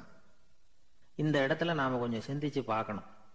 இந்த உலகத்துல எல்லாம் புரிஞ்ச ஒருத்தனுக்கும் சந்தேகம் வராது, எதுவுமே புரியாத ஒருத்தனுக்கும் சந்தேகம் வராது. அறகுறையா புரிஞ்சுக்கிட்டவன் இருக்கான் பாருங்க, அவனுக்கு தான் அடிக்கடி சந்தேகம் வரும். ஆக மாணவர்களை இந்த 3 வகையா பிரிக்கலாம். அதே மாதிரி தான் மனிதர்களையும் 3 வகையா பிரிக்கிறாங்க ஆன்மீகவாதிகள். ஒரு ஆன்மீக பெரியவர் என்ன சொல்றார் தெரியுமா? இந்த உலகத்துல 3 வகையான மனிதர்கள் இருக்கிறாங்களாம். முதல் வகை எப்படி தெரியுமா? இவங்களுக்கு எதையும் தெரிஞ்சுக்கணுங்கிற அவசியமே கிடையாது. ஏன்னா அவங்களுக்கு எல்லாமும் தெரியும். இவங்க ஞானத்தின் முழு வடிவா இருக்கிற காரணத்தினால அவங்களுக்கு எந்த சந்தேகமும் இல்லை, எந்த கேள்விகளும் கிடையாது. இந்த நிலையில இருக்கிறவன் கிருஷ்ணன். எல்லாத்துக்கும் விட தெரிஞ்சுக்கிட்ட நிலையில அவன் விடையாக மாறிவிட்டான் அப்படின்னு சொல்லுவாங்க. 2வது நிலையில இருக்கிறவன் அர்ஜுனன். இவனுக்கு எப்ப பார்த்தாலும் கேள்விதான், சந்தேகம்தான். பதில் சொல்ல சொல்ல அவனுக்கு இருக்கிற சந்தேகமும் அதிகமாகிட்டே இருக்கும், குறையவே குறையாது. அர்ஜுனன் மாதிரி உள்ளவங்க எப்பவும் கேள்வி கேட்டுக்கிட்டே இருப்பாங்க. ஒரு கேள்விக்கு விட கிடைச்சுட்டுன்னு வைங்க, உடனே இன்னொரு கேள்வி அவங்க கிட்ட இருந்து வரும். கிருஷ்ணனுடைய நிலை எப்படின்னா அது கேள்விகளே அற்ற ஒரு நிலை. அர்ஜுனனுடைய நிலை எப்படின்னா அது கேள்விகளை தவிர வேறு எதுவும் அற்ற ஒரு நிலை. இவங்களை தவிர இன்னொரு ஆள் இருக்கிறான், அவனுக்கும் கேள்விகள் அற்ற ஒரு நிலை தான். அவன் யாருன்னா துரியோதனன். இவனுக்கு தெரிஞ்சுக்கணுங்கிற எண்ணமே சுத்தமா கிடையாது. ஆவலே இல்லைங்கிறதுனால அதை புரிஞ்சுக்கணுங்கிற அவசியமும் இல்லை. அதனால அவனுக்கு கேள்விகள் அற்ற ஒரு நிலையில அவன் இருந்துகிட்டு இருக்கிறான். எல்லா பதிலும் தெரிந்து கொண்ட நிலையில கிருஷ்ணனும் கேள்விகள் அற்ற நிலையில இருக்கிறான். தெரிஞ்சுக்கணுங்கிற ஆவலே இல்லாத துரியோதனனும் கேள்விகள் அற்ற நிலையிலே இருக்கிறான். இப்படியும் இல்லாம அப்படியும் இல்லாம ரெண்டும் கெட்டான நிலையில இருக்கிறானே, அவன் தான் அர்ஜுனன். அதனால பெரியவங்கள்லாம் என்ன சொல்றாங்கன்னா, இந்த உலகத்துல அர்ஜுனன்களா இருக்கிறவங்க ஒண்ணு துரியோதனனா மாறிடணும், இல்லைன்னா கிருஷ்ணனா மாறிடணும். இதை தவிர வேற வாய்ப்பு இல்லை. துரியோதனன் மாதிரி உள்ளது விலங்கு நிலை, கிருஷ்ணன் மாதிரி உள்ளது தெய்வ நிலை. அர்ஜுனன் விலங்காவும் ஆக முடியல, தெய்வமாவும் ஆக முடியல. இப்படி ரெண்டும் கெட்டானா இருக்கிற வரைக்கும் இந்த கேள்விகளும் பிரச்சனைகளும் இருந்துகிட்டே தான் இருக்கும். இதுதான் பெரியவர்கள் சொல்லுகிற அனுபவ உண்மை. ஒரு ஆசிரியர் ரொம்பவும் விரிவா விளக்கமா பாடம் நடத்தின பிறகு, மாணவர்களே ஏதாவது சந்தேகம் இருந்தா கேளுங்கன்னாராம். ஒரு மாணவன் எழுந்திருச்சான். சார் எனக்கு ஒரு சந்தேகம்னா. என்னன்னு கேட்டார். இது வரைக்கும் என்ன பாடம் சார் நடத்துனீங்க அப்படின்னா அந்த பையன். எனக்கு ஒரு உதவி செய்யணும் அப்படின்னு நம்மளை பார்த்து ஒருத்தர் கேட்குறாருன்னு வச்சுங்களேன், உடனே நாம் அவரை பார்த்து என்ன உதவின்னு கேட்போம். இதுதான் சராசரி மனிதர்களின் இயல்பு. ஆனால் ஒருத்தர் எனக்கு ஒரு உதவி செய்யணும் அப்படின்னு கேட்ட உடனே என்ன உதவின்னு கூட கேட்காம சரி செய்கிறேன் அப்படின்னு ஒத்துக்கிறது இருக்கு பாருங்க, அது கொஞ்சம் அபூர்வம். அந்த காலத்தில் ஒருத்தர் இருந்தார். அவர் எப்படி தெரியுமா, உதவி கேட்குறவங்க நல்லவங்களா கெட்டவங்களா அப்படின்னு கூட பார்க்கல, தனக்கு நன்மையா தீமையா அப்படின்னு கூட பார்க்கல, உதவி செய்கிறேன்னு புறப்பட்டு விட்டார். அவர் யார் தெரியுமா? அவர் தான் நல சக்கரவர்த்தி. அவர் மாதிரி நாமும் உதவி கேட்குறவங்களுக்கு உடனே உதவி செய்கிறதுக்கு தயாராக இருக்கணும் அப்படின்னு சொன்னார் ஒரு ஆன்மீக பேச்சாளர். நல சரித்திரத்தை அவர் சொல்லிக்கிட்டு இருந்தார். இந்திரன், அக்னி, வருணன், யமன் இவங்க 4 பேரும் நலனை பார்த்து எங்களுக்கு நீ உதவி செய்யணும், எங்களுக்காக நீ தூது போகணும் அப்படின்னு கேட்குறாங்க. யாருக்கிட்ட தூது போகணும், என்ன காரியத்துக்காக போகணும் அப்படின்னு கேட்கணும்ல. நலன் அப்படி கேட்கவே இல்லை, உடனே சரின்னு ஒத்துக்கிறான். அதுக்கப்புறம் அவங்க விவரம் சொல்கிறாங்க, என்ன உதவி, யாருக்கிட்ட தூது போகணும் அப்படிங்கிற விவரத்தை சொல்கிறாங்க. நலனுக்கும் அப்புறம்தான் புரியுது, எந்த தமயந்தியை இவன் காதலிச்சானோ, எந்த தமயந்தின் சுயம்பரத்துக்காக இவன் போய்கிட்டு இருக்கிறானோ அந்த தமயந்தியை பார்த்து தங்களுக்காக அவகிட்ட வாதாடணும், பேசணும், தங்களில் ஒருத்தரை கல்யாணம் பண்ணிக்கும்படியாக கேட்கணும் அப்படின்னு அவங்க 4 பேரும் நலன்கிட்ட கேட்குறாங்க. இதை கேட்டதும் நலன் கொஞ்சம் கூட முகம் சுளிக்கலை, பதட்டப்படலை. நேராக தமயந்தி கிட்ட போகிறான். இந்திரன், அக்னி, வருணன், யமன் இவங்களோட சிறப்புகளை எடுத்து சொல்கிறான். இவங்களில் ஒருத்தரை கல்யாணம் பண்ணிக்கலாம் அப்படின்னு சொல்லி கேட்டுக்கிறான். ஆனால் இதுக்கு தமயந்தி சம்மதிக்கலை. சுயம்பரம் நடக்குது, அவள் நலனை தேர்ந்தெடுக்கிறாள். அந்த 4 பேரும் நலனுக்கு நிறைய வரங்கள்லாம் கொடுக்குறாங்க. அதுக்கப்புறம் இப்படி போகுது கதை. இதில் நாம் கவனிக்க வேண்டியது என்னென்னா, உதவின்னு கேட்ட உடனே என்ன உதவின்னு கேட்காம சரி செய்கிறேன்னு சொன்னான் பாருங்க, அதை கொஞ்சம் சிந்திக்கணும். செய்கிறேன்னு ஒத்துக்கிட்டதுக்கு அப்புறம் அது என்ன உதவின்னு தெரிஞ்சும் முகம் சுளிக்காமல் அதை செஞ்சான் பாருங்க, அதையும் கொஞ்சம் சிந்திக்கணும். நம்மால் ஒருத்தன் ஒரு நண்பனை தேடி போனான், எனக்கு ஒரு உதவின்னா சரி சொல்லுன்னா, இப்போ உங்ககிட்ட 2 கார் இருந்தால் என்ன பண்ணுவேன்னா உடனே அதில் ஒன்று உங்ககிட்ட கொடுத்துருவேன்னா, அவன் உங்ககிட்ட 2 பங்களா இருந்தால் என்ன பண்ணுவேன்னா அதில் ஒன்று உங்ககிட்ட கொடுத்துருவேன்னா, உங்ககிட்ட 2 பேனா இருந்தால் என்ன பண்ணுவேன்னா அதில் ஒரு பேனாவை உங்ககிட்ட கொடுக்க மாட்டேன்னா, அவன் ஏன்டா அப்படி சொல்கிறேன்னா, ஏன்னா இப்போ நிஜமாவே என்கிட்ட 2 பேனா இருக்குது, அதனால் அப்படி சொல்கிறேன் அப்படின்னு நானான் அவன். ஜெருசலேம் அங்கே உள்ள ஒரு தேவாலயம், அதில் உள்ள பலிபீடத்தின் முன்னாடி ஒரு பெட்டி உண்டு, அது காணிக்கை பெட்டி. ஆலயத்துக்கு வர்றவங்க பிரார்த்தனை பண்ணிவிட்டு திரும்பி போகிற சமயத்தில் அந்த பெட்டியில் காணிக்கை போடுவாங்க. அவங்களால எவ்வளவு முடியுமோ அவ்வளவு போடுறது வழக்கம். அவங்கவுங்க வசதிக்கு தகுந்த மாதிரி போடுவாங்க. வசதி உள்ளவங்களாக இருந்தாலும் சரி, வசதியே இல்லாத வறியவர்களாக இருந்தாலும் சரி, ஆலய காணிக்கை பெட்டியில் காசு போடுறது அவங்களுக்கு ரொம்ப பெருமையான ஒரு செயல். ஒரு சமயம் இயேசு தம்முடைய சீடர்களோடு அந்த ஆலயத்துக்கு வரார். அங்கே உட்காந்து ரொம்ப நேரம் வழிபாடு பண்ணிட்டு இருக்கிறார். சீடர்களும் அந்த ஜபத்தில் கலந்துக்கிட்டாங்க. வழிபாடு முடிஞ்சுது. இயேசு உட்காந்துருக்கிறார். காணிக்கை பெட்டியில் காசு போடுறவங்கள கவனிக்கிறார். சீடர்களும் அதையே கவனிச்சுக்கிட்டு இருக்கிறாங்க. ரொம்ப பேர் வரிசையாக வந்தாங்க. அவங்களால முடிஞ்ச அளவுக்கு காசு போட்டுட்டு அவங்க பாட்டுக்கு போய்கிட்டு இருக்கிறாங்க. வசதியானவங்க நிறைய பேர் வந்தாங்க. அதுக்கு மத்தியில் வயசான ஒரு அம்மா, அவங்களும் காசு போட்டுட்டு போகிறாங்க. இப்போ இயேசு தன்னுடைய சீடர்கள் பக்கம் திரும்பினார். ஒரு கேள்வி கேட்டார். இப்போ இந்த காணிக்கை பெட்டியில் நிறைய பேர் காசு போட்டுட்டு போகிறத நீங்கள் கவனிச்சிங்க. இன்னைக்கு இந்த காணிக்கை பெட்டியில் ரொம்பவும் அதிகமாக காசு போட்டது யார் அப்படின்னு கேட்டார். முதல்ல வந்தார ஒரு பெரிய மனுஷன், அவர் தான் அதிகமாக போட்டார் அப்படின்னாரு ஒருத்தர். 3ஆவதா வந்தவர் தான் அதிகமாக போட்டார், நான் கவனிச்சேன் அப்படின்னாரு இன்னொருத்தர். இப்படி ஆளுக்கு ஒரு விதமாக சொல்கிறாங்க. கடைசியாக இயேசு சொன்னாராம், இன்றைக்கு அந்த பெட்டியில் அதிகமாக காசு போட்டவங்க அந்த வயசான அம்மா தான் அப்படின்னாராம். சீடர்களுக்கு ஒன்றும் புரியல. அந்த அம்மா ரொம்ப ஏழையாச்சே, அவங்க எப்படி அதிகமாக காணிக்கை செலுத்த முடியும் அப்படிங்கிறது அவங்க சந்தேகம். இயேசு விளக்குனார்.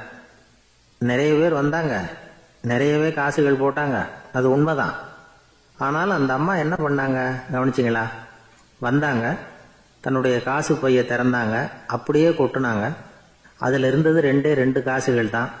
அந்த 2 காசும் காணிக்கை பெட்டியில விழுந்துட்டுது. மற்றவங்கெல்லாம் தங்கள்கிட்ட இருந்த செல்வத்தின் ஒரு சிறு பகுதியை எடுத்து பெட்டியில போட்டாங்க. ஆனா இந்த அம்மா தன்கிட்ட என்ன இருந்ததோ அதை அப்படியே போட்டுட்டாங்க.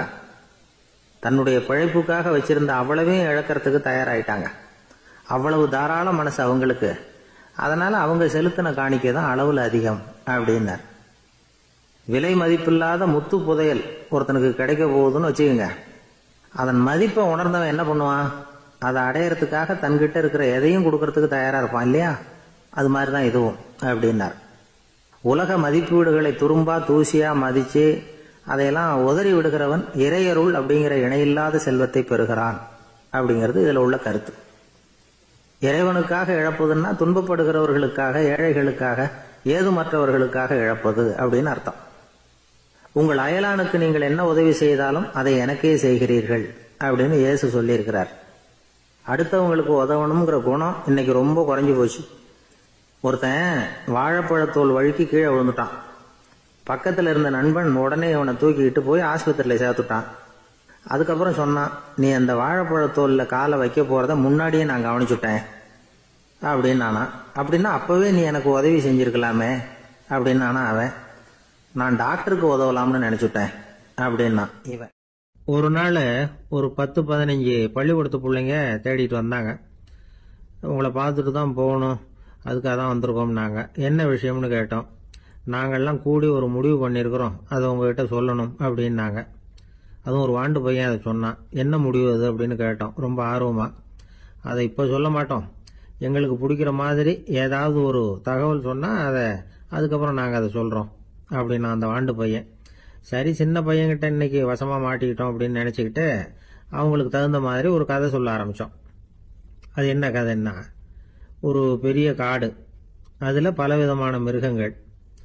அந்த காட்டுக்கு ஒரு சிங்கம் தான் ராஜா. எப்பவும் காட்டுக்கு அதுதானே ராஜா. ஒரு பெரிய யானைக்கு இது பொறுக்கலை. என்ன இது, எப்போ பார்த்தாலும் இங்கே சிங்கத்துக்கே ராஜா பதவி கிடைக்குது, நான்லாம் எவ்வளவு பலசாலியாக இருக்கிறேன், அப்படி இருந்தும் எனக்கு அந்த பதவி கிடைக்கலையே அப்படின்னு தனக்குள்ள பொறுமிக்கிட்டே இருந்தது. ராஜா பதவியை நினைச்சு ரொம்ப ஏக்கம், அதுக்கு பதவி மோகம். இந்த சமயம் பார்த்து ஒரு குள்ள நரி கூட்டம் அதை தேடிட்டு வந்தது.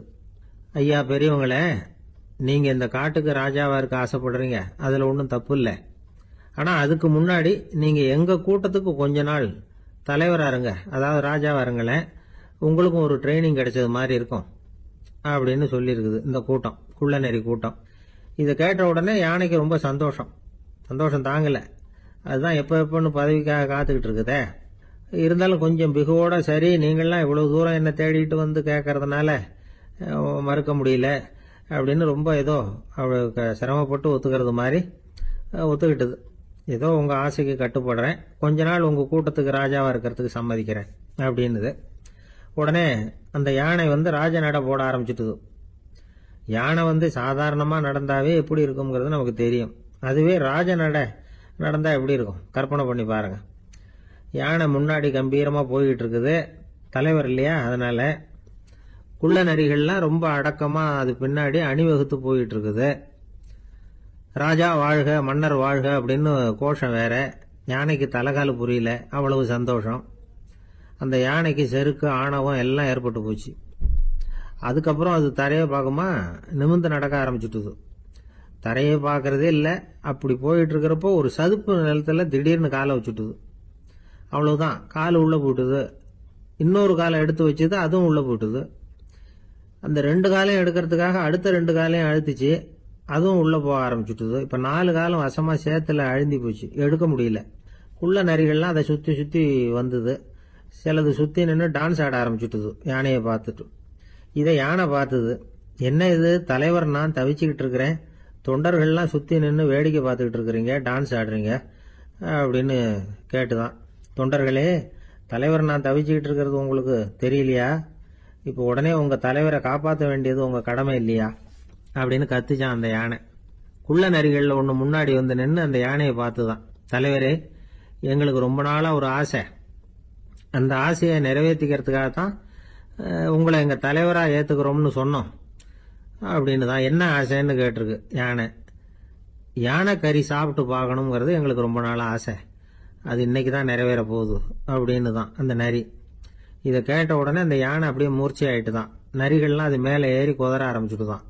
பதவி மேல இருந்த பேராசை அந்த பலசாலியான யானையையே மாட்டி விட்டுட்டு பாத்தீங்களா அப்படின்னு சொல்லி முடிச்சோம் இந்த கதையை அந்த சின்ன பிள்ளைங்க கிட்ட. சரிங்க, இப்ப நாங்க உங்களை தேடி வந்த விஷயம் என்னங்கறத சொல்லவா அப்படின்னா ஒரு வாண்டு பையன். சீக்கிரம் சொல்லு தம்பி, சஸ்பென்ஸ் தாங்கல அப்படின்னும்.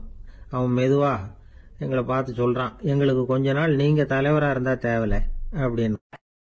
கடற்கரை ஓரமா ஒரு பெரியவர் கையால மணலை கீறிக்கிட்டே உட்கார்ந்துருக்கிறார். என்னத்தையும் தேடிட்டு இருக்கிறது மாதிரி தெரிஞ்சது. மெதுவா கிட்டத்துல போய் என்னத்தை தேடிட்டு இருக்கிறீங்க அப்படின்னு கேட்டோம். அவரு சாவகாசமா நிமிர்ந்து பார்த்து நிம்மதியை தேடிட்டு இருக்கிறேன்னார். நாங்க ஒரு மாதிரி ஆயிட்டோம். இருந்தாலும் சமாளிச்சுக்கிட்டு, சார் மணல்ல கிழிஞ்சல் தான் கிடைக்கும், நிம்மதி கிடைக்காது அப்படின்னோம். சரி, இன்னைக்கு வசமா நம்ம கிட்ட ஒரு ஆள் மாட்டிக்கிட்டார் அப்படின்னு நினைச்சு அவர் பக்கமா போய் உட்காந்துக்கிட்டு கதை சொல்ல ஆரம்பிச்சிட்டோம். ஒரு பெரிய மன்னர் இருந்தார். அவருக்கு எல்லா வசதியும் இருந்தது. இருந்தாலும் ஒரே ஒரு குறை. அது என்னன்னா நிம்மதி இல்லைங்கிற குறை. அரண்மனையில தினமும் கலை நிகழ்ச்சி, நாட்டியம் எல்லாம் நடந்துகிட்டு தான் இருந்தது. இருந்தாலும் நிம்மதி இல்லை. சரி, நிம்மதி எங்க கிடைக்கும் அப்படின்னு தேட ஆரம்பிச்சார். உடனே அதுக்கான முயற்சிகள்ல தீவிரமா இறங்கினார். நாட்டுல உள்ள தத்துவ மேதைகளை எல்லாம் கூப்பிட்டுட்டு வர சொன்னார். எல்லாரும் சேர்ந்தாங்க. அவங்கள பார்த்து நிம்மதி எங்க இருக்குது அப்படின்னு விசாரிச்சார். அவங்களுக்கு அது தெரிஞ்சா ஏன் இப்படி ராஜா முன்னாடி நின்றுட்டு இருக்க போறாங்க? ராஜாவோட கேள்விக்கு ஒவ்வொருத்தரும் ஒவ்வொரு மாதிரி விளக்கம் கொடுக்க ஆரம்பிச்சுட்டாங்க. எந்த பதிலும் ராஜாவுக்கு திருப்தி அளிக்கக்கூடிய அளவுக்கு இல்ல. சரி, போயிட்டு வாங்கன்னு சொல்லி அவங்களை எல்லாம் அனுப்பி வச்சுட்டார். ஒரு நாள் அவர் மாளிகையில உப்பரிகையில நின்றுட்டு இருக்கிறார். அந்த சமயத்துல தெருவுல ஒரு பிச்சைக்காரன் ரொம்ப உல்லாசமா பாட்டு பாடிக்கிட்டே போயிட்டு இருக்கிறான். குரல்ல ஒரு சந்தோஷம், நடையில ஒரு மிடுக்கு. அவங்ககிட்ட கொஞ்சம் கூட கவலை இருக்கிறதா தெரியல. உடனே ராஜா அதை பார்த்தார். ஏவலாளிகளை கைதட்டி கூப்பிட்டார். உடனே ஓடி போய் அந்த பிச்சைக்காரனை இங்க அழைச்சிட்டு வாங்கன்னு உத்தரவு போட்டார். இவங்க உடனே ஓடி போய் அவனை கூப்பிட்டாங்க. அரண்மனைக்கு வாழ்ந்தாங்க. அவன் வரல. அரண்மனைக்கு உள்ள அடி எடுத்து வைக்க மாட்டேன்னு சொல்லிவிட்டான். ராஜா கிட்ட விஷயத்தை சொன்னாங்க. அவருக்கு ரொம்ப ஆச்சரியம், இப்படி ஒரு ஆள் இருக்கிறானா அப்படின்னு. சரி, அவன் என்னதான் சொல்றான் அப்படின்னு விசாரிச்சார். இவங்க மறுபடியும் தெருவுக்கு போய் கேட்டாங்க. என்ன பார்க்கணும்னா ராஜா விருப்பப்பட்டாருன்னா அவரை வேணும்னா இங்க வர சொல்லுங்க அப்படின்னு சொல்லிவிட்டான். அதை ராஜா கிட்ட சொன்னாங்க. அவருக்கு கோபம் வரல. இவ்வளவு சுதந்திர உணர்வோட இருக்கிறவன் சாதாரண ஆளா இருக்க முடியாது அப்படின்னு நினைச்சார். உடனே கிடுகிடுன்னு இறங்கி தெருவுக்கு வந்தார். பிச்சைக்காரங்கிட்ட போனார். நீ கவலைப்படாம சந்தோஷமா பாடிக்கிட்டு போறியே, அது எப்படி முடியுது உன்னால அப்படின்னு கேட்டார். ஏன் அப்படி கேக்குறீங்கன்னா அவன், அதுக்கு இல்ல, எனக்கு அரண்மனையில எவ்வளவோ சுகபோகங்கள்லாம் இருக்கு, இருந்தாலும் நிம்மதி இல்ல. இது ஏன்னு எனக்கு தெரியல. இந்த தேசத்துல உள்ள அறிஞர்களை எல்லாம் கூப்பிட்டு கேட்டு பார்த்துட்டேன், அவங்களுக்கும் தெரியல. உன்னை கேட்டா தெரியும்னு நினைச்சேன், அதனாலதான் சந்திக்கிறதுக்கு ஆசைப்பட்டேன். ஆனா நீ வரமாட்டேன்னுட்டியே அப்படின்னார். பிச்சைக்காரன் கடகடன்னு சிரிக்க ஆரம்பிச்சுட்டான். மகிழ்ச்சிக்கும் உங்களுக்கும் தடையா இருக்கிறது இந்த மாளிகை தான். இதை விட்டுட்டு வெளியில வந்துட்டா நிம்மதி தேடிட்டு வந்துரும்னா. நான் அரசன், எனக்குன்னு கடமைகள் இருக்கு, அதையெல்லாம் விட்டுட்டு எப்படி வர முடியும்னார் ராஜா. ரெண்டும் ஒரே நேரத்துல கிடைக்கணுங்கிறது முடியாத காரியம். உங்க சுகபோகத்துக்கு விலையாதான் உங்க நிம்மதியை கொடுத்துக்கிட்டு இருக்கிறீங்க. என்ன பாருங்க, என்கிட்ட எதுவும் இல்ல, அதனால எதுவும் போயிடுமோங்கிற பயமும் இல்ல, நிம்மதியா இருக்கிறேன் அப்படின்னா அவன். ராஜா உடனே சந்தோஷப்பட்டு தன்னுடைய மேலங்கியை எடுத்து அவனுக்கு பரிசா கொடுத்தாரான். அவன் சிரிச்சுக்கிட்டே அதை வாங்க மாட்டேன்னு விட்டானான். இதை நீங்க எனக்கு கொடுக்கறதுனால எந்த பயனும் இல்ல, அதே நேரத்துல அதை வாங்கிட்டேன்னா அடுத்த வினாடியிலிருந்து அதை எப்படி காப்பாத்துறதுங்கிற கவலை எனக்கு சேர்ந்துரும். அப்புறம் தூக்கம் வராது, நிம்மதி போயிடும் அப்படின்னானா. சொல்லிவிட்டு அவன் பாட்டுக்கு சந்தோஷமா பாடிட்டே போயிட்டான். நிம்மதி எங்க இருக்குங்கிறதையும் ராஜா தெரிஞ்சுக்கிட்டார். அந்த இடத்துக்கு தன்னால போக முடியாதுங்கிறதையும் அவர் புரிஞ்சுக்கிட்டார்.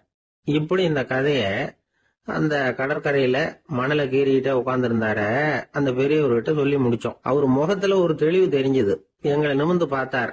ரொம்ப நன்றிங்க, இப்ப எனக்கு தெரிஞ்சு போச்சு, நிம்மதி வேணும்னா அதுக்கு என்ன பண்ணணும்னு இப்ப நல்லா புரிஞ்சுக்கிட்டேன் அப்படின்னார். என்ன புரிஞ்சுக்கிட்டீங்கன்னு கேட்டோம். இனிமே இந்த பக்கம் வந்தா உங்க கண்ணுல படாத இடமா பார்த்து உட்காரணும்னு புரிஞ்சுக்கிட்டேன் அப்படின்னார். ஒரு சன்னியாசி, அவரு ஒரு நாள் ஒரு கனவு கண்டாராம். அந்த கனவுல அவர் சொர்க்கத்துக்கு போறார். அங்க ஒரு பெரிய திருவிழா நடந்துகிட்டு இருக்குது. எங்க பார்த்தாலும் அலங்கார வளைவுகள், வண்ணமயமான விளக்குகள், பாதைகள் பூரா மலர்கள், எல்லா கட்டடங்களும் ஒளிமயம். அவ்வளவு கோலாகலமா பிரம்மாண்டமா அந்த திருவிழா நடந்துகிட்டு இருக்குது. அது என்ன திருவிழாங்கிறது இந்த சன்னியாசிக்கு புரியல. அங்க எதிரில் வந்துகிட்டு இருந்த ஒருத்தரை நிறுத்தி, என்ன விசேஷம் இங்க அப்படின்னு விசாரிச்சாராம். உனக்கு தெரியாத விஷயம், இன்னைக்கு இறைவனுக்கு பிறந்த நாள், அதைத்தான் எல்லாரும் சேர்ந்து கொண்டாடுறோம். இதுக்காக பிரம்மாண்டமான ஊர்வலம் ஒண்ணு வரப்போகுது. இறைவனே அந்த ஊர்வலத்துல கலந்துகிறார் அப்படின்னார் அவரு. உடனே அந்த சன்னியாசி ஒரு மரத்து நிழல்ல ஒதுங்கி நின்றுகிட்டார். ஊர்வலம் வந்துகிட்டு இருக்குது. முதல்ல ஒரு குதிரை வந்துகிட்டு இருக்கு. அது மேல ஒருத்தர் உட்காந்துருக்கிறார். அவருக்கு பின்னாடி நிறைய பேர் கூட்டமா வந்துகிட்டு இருக்கிறாங்க. இவ்வளவு கூட்டம் இவர் பின்னாடி வருதே, யார் இவரு அப்படின்னு கேட்டார். ஒரு மதத்தின் பெயரை சொல்லி இவர் அந்த மதத்தின் தலைவர், அவரை பின்பற்றுகிற மக்கள் கூட்டம் பின்னாடி வந்துகிட்டு இருக்குது அப்படின்னு விவரம் சொல்லி இருக்கிறாங்க. இவங்களுக்கு அடுத்தபடியா இன்னொரு குதிரையில ஒருத்தர் வந்துகிட்டு இருக்கிறார். அவருக்கு பின்னாடி ஏகப்பட்ட கூட்டம். இவர் யாருங்க அப்படின்னு கேட்டிருக்காரு சன்னியாசி. அங்க இருக்கிறவங்க விவரம் சொல்லி இருக்கிறாங்க. இன்னொரு மதத்தின் பெயரை சொல்லி இவர் அந்த மதத்தினுடைய தலைவர், அவர் வழியை பின்பற்றுகிறவர்கள் அவர் பின்னாடி கூட்டமா வந்துகிட்டு இருக்கிறாங்க அப்படின்னு இருக்காங்க. இப்படி ஒவ்வொருத்தரா குதிரை மேல வந்துகிட்டே இருக்கிறாங்க. அவங்கள பின்பற்றியும் ஒவ்வொரு கூட்டம் வந்துகிட்டே இருக்குது. அந்த பெரிய ஊர்வலம் அது பாட்டுக்கு போயிட்டு இருக்குது. கடைசியா அது முடிஞ்சது ரொம்ப நேரம் கழிச்சு. அதுக்கப்புறம் கொஞ்ச நேரம் கழிச்சு ஒரு வயசான ஆள் குதிரை மேல வந்துகிட்டு இருக்கிறார். ஆனா அவருக்கு பின்னாடி யாருமே இல்லை. அவர் பரிதாபமா தனியா வந்துகிட்டு இருக்கிறார். அவர் அந்த ஊர்வலத்தை சேர்ந்தவரா இல்லையாங்கிறதே தெரியல. இவர் யாரு, இவர் ஏன் இப்படி தனியா வந்துகிட்டு இருக்கிறார் அப்படின்னு கேட்டிருக்காரு அந்த சன்னியாசி. என்னது இப்படி கேக்குறீங்க? இவர் தான் கடவுள். இவருக்காக தான் இன்னைக்கு இந்த ஊர்வலமே நடக்குது. இவருக்கு தான் இன்னைக்கு பிறந்த நாள்.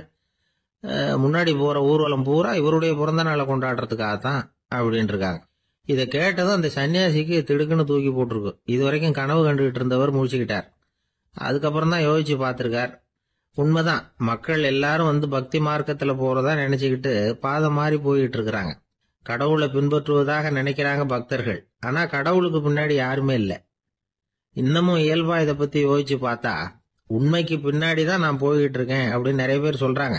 ஆனா அந்த உண்மை அனாதையா போய்கிட்டு இருக்குது. அப்படி ஆயிட்டுது உலகம். இந்த காலத்திலயும் ஒரு ஊர்வலம். ஒரு பெரிய மனுஷருக்கு பிறந்த நாள் விழா.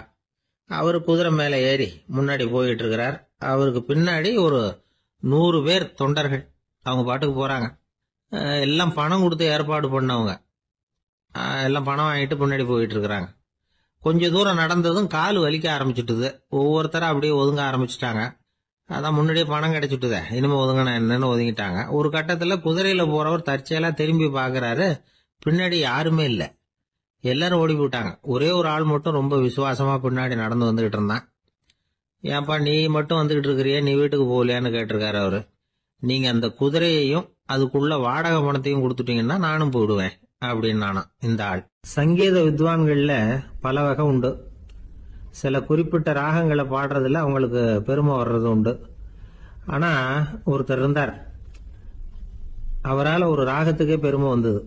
அந்த ராகத்தை அவர் வாசிச்சு கேட்கணும் அப்படின்னு சொல்லுவாங்க. அது என்ன ராகம்னா தோடி ராகம். சரி, அந்த வித்வான் யாருன்னா அவர் தான் திருவாவடுதுறை ராஜரத்னம் பிள்ளை. பேராசிரியர் கல்கி ஒரு சமயம் தம்முடைய பத்திரிகையில எழுதினாராம். அதை அப்படியே படிக்கிறேன் கேளுங்களேன். ஆகா, ஸ்ரீ ராஜரத்னம் பிள்ளையின் தோடி ஆலாபனையை முதலில் கேட்டபோது அவருடைய கற்பனையை விட்டு தள்ளுங்கள். நம்முடைய மனதில் என்னென்ன இன்பமயமான கற்பனைகள் எல்லாம் உதித்தன. குழந்தை தாயிடம் கொஞ்சம் குரலை கேட்டோம். அன்னை குழந்தையிடம் கொஞ்சம் குரலை கேட்டோம். ரதியும் மன்மதனும் பேசிக்கொண்ட காதல் மொழிகளை கேட்டோம். முருகன் சிவபெருமான் செவிகுளிர மொழிந்த உபதேசத்தை கேட்டோம். கலைமகள் கவிஞனுக்கு அருளிய ஆசி மொழிகளை கேட்டோம். நாரத முனிவருடைய தம்பூரா சுருதியை கேட்டோம். ராவணன் தன் எலும்பை ஒடித்து வீணையாகச் செய்து வாசித்த கானத்தை கேட்டோம். கானப் பறவைகளின் கலகல ஒலியை கேட்டோம். கோல குயில்களின் குரல் இனிமையை கேட்டோம். இப்படிலாம் பேராசிரியர் கல்கி விமர்சனம் எழுதியிருக்கிறார். திருவாவடுதுறை ராஜரத்னம் பிள்ளை அவர்களுடைய வாசிப்பை கேட்டுட்டு டி.என். ராஜரத்னம் பிள்ளை இறந்து போனார். அப்போ கவிஞர் கண்ணதாசன் எழுதினார், செவியனில் ஓடி எங்கள் சிந்தையில் ஓடி இந்த புவியெல்லாம் ஓடி நின்பார் பொங்கிய தோடி வேறிங்கு எவரிடம் போகும் ஐய இனி அதை காப்பார் யாவர் அவிந்தனின் சடலத்தோடே அவிந்தது தோடிதானும் அப்படின்னு எழுதினாராம். அந்த அளவுக்கு அவருடைய தோடியை ரசித்தவர்கள் உண்டு. அதே மாதிரி தோடின்னா என்னன்னு தெரியாமலே அவரை ரசித்தவங்களும் அந்த காலத்துல உண்டு. அதாவது ஒரு பெரிய சபையில இவர் வாசிச்சுக்கிட்டு இருக்கிறார். பாதியில ஒரு பெரிய மனுஷன் உள்ள வந்தார். அவர் உடம்புல பட்டு வேஷ்டி, ஜருகை, அங்கவஸ்திரம், வாயில வெத்தலை, வாசனை புகையில, காதுல வைரக்கடுக்கன், கழுத்துல தங்க சங்கிலி, கை விரல் பூரா மோதிரம், கையில ஒரு வெள்ளி வெத்தலை புட்டி. உதவிக்கு 2 பேர் பக்கத்துல. இவ்வளவு பந்தாவோட வரார் கச்சேரி கேட்கறதுக்கு. இப்படி வந்தவர் முதல் வரிசையில வந்து உட்கார்ந்தார். வித்வான் வாசிச்சு முடிச்சதும் இவர் அவரை பார்த்து, ஐயா, நீங்க தோடி வாசிக்கிறதுல ரொம்ப கெட்டிக்காரர்னு கேள்விப்பட்டிருக்கேன், அதை கேட்கறதுக்காக தான் மெனக்கிட்டு வந்திருக்கிறேன், அதை வாசிங்களேன் அப்படின்னாராம் இந்த பெரியவர். ராஜரத்னம் பிள்ளைக்கு ஒன்றும் புரியல. ஏன்னா இதுவரைக்கும் அவர் வாசிச்சுக்கிட்டு இருந்ததே அந்த தோடி ராகத்தை தான். அதை வாசிச்சு முடிச்சதும் அதை வாசிங்களேன்னு இவர் கேட்கிறார். அப்படின்னா இவரோட ஞானம் எப்படிப்பட்டது? இவ்வளவும் கேட்டுட்டு இப்படி கேட்கிறாரே அப்படின்னு அவர் யோசிச்சிருக்கிறார் ராஜரத்னம் பிள்ளை. உடனே என்ன பண்ணாரு தெரியுமா? பக்கத்துல ரொம்ப சாதுவா சுருதி போட்டுக்கிட்டு இருந்த ஒரு முதுகுல ஓங்கி ஒரு குத்து விட்டாராம். அவருக்கு ஒன்றும் புரியல, எதுக்கு நம்மளை அடிக்கிறாரு இவரு, நம்மளை குத்துறாரு வித்வான்னு. அவர் அதிர்ச்சியால இவர் நிமிர்ந்து பார்த்திருக்கார். அப்ப ராஜரத்னம் பிள்ளை சொன்னாராம், ஏய்யா, ஐயா பெரிய மனுஷன், என்னுடைய பரம ரசிகர், தோடி ராகம் கேட்கணுங்கிறதுக்காக இவ்வளவு தூரம் வந்திருக்கிறார், வந்து முத வரிசையில் உட்கார்ந்துருக்கார். நீ இந்த சமயம் பார்த்து தோடி ராகம் வாசிக்கிற நாதஸ்வரத்தை வீட்டில் வச்சுட்டு வந்துட்டியே, இப்ப ஐயாவுக்காக அந்த ராகத்தை நான் எப்படி வாசிக்கிறது அப்படின்னு சொல்லிவிட்டு மறுபடியும் முதுகுல ஒரு அடி கொடுத்தாராம். அடி வாங்கினவருக்கே சிரிப்பு அடக்க முடியலையா. ஒருத்தர் ரொம்ப அவசரமா வந்தார். சார், மனுஷன் நிம்மதியா இருக்கிறதுக்கு என்ன வழின்னு கேட்டார். சீக்கிரமா ஒரு கல்யாணத்தை பண்ணீங்க, எல்லாம் சரியா போடும் அப்படின்னோம். அவர் ஒரு மாதிரியா பார்த்தார். ஏற்கனவே எனக்கு கல்யாணம் ஆயிட்டுது சார், அதனால தானே நிம்மதியா இருக்கிறதுக்கு வழி கேட்கறேன் அப்படின்னார். சரி, இவர் ஒரு மாதிரியான கேஸ் அப்படின்னு நினைச்சுக்கிட்டு நம்மகிட்ட இருந்த ஒரு சின்ன புத்தகத்தை அவர்கிட்ட தூக்கி கொடுத்தோம். இதை படிச்சு பாருங்கன்னு. கல்யாணத்துக்கு பிறகும் சந்தோஷமா இருக்கிறதுக்கு என்ன வழி அப்படிங்கிற கேள்விக்கு அந்த புத்தகத்துல விளக்கம் இருந்தது. கணவன் மனைவிக்குள்ள சிக்கல் வராம இருக்கிறதுக்கு அதுல சில வழிகளை சொல்லி கொடுத்துருக்குறாங்க. அதெல்லாம் என்னென்ன அப்படிங்கறத இப்ப பார்க்கலாமா? குடும்பம்னு இருந்தா கோபம் வரதான் செய்யும். அது வந்துட்டு போட்டும் பரவாயில்ல. ஆனா அந்த கோபம் ஒரே நேரத்துல 2 பேருக்கும் வந்துடாம பாத்துக்கணும். ஒரு சமயத்துல யாராவது ஒருத்தர் தான் கோபப்படணும், அடுத்தவங்க அமைதியா இருக்கணும். அதுக்கப்புறம் இவர் அமைதியான உடனே அவங்க ஆரம்பிச்சுக்கலாம். கோபமா ஏதாவது சொன்னா உடனே கோபமா பதில் சொல்லக்கூடாது. கொஞ்சம் பொறுத்து கோபம் தீர்ந்த உடனே அந்த பதிலை சொல்லலாம். அப்போ பதில் கோபமா இருந்தா கூட அது அவ்வளவு பெருசா தெரியாது. அற்ப விஷயத்துக்கெல்லாம் காய்ச்சி மூச்சுன்னு கத்திட்டு இருக்கக்கூடாது. உங்க 2 பேருக்குள்ள ஒரு தர்க்கம் ஆரம்பம் ஆயிட்டுதுன்னு வச்சுக்கோங்க.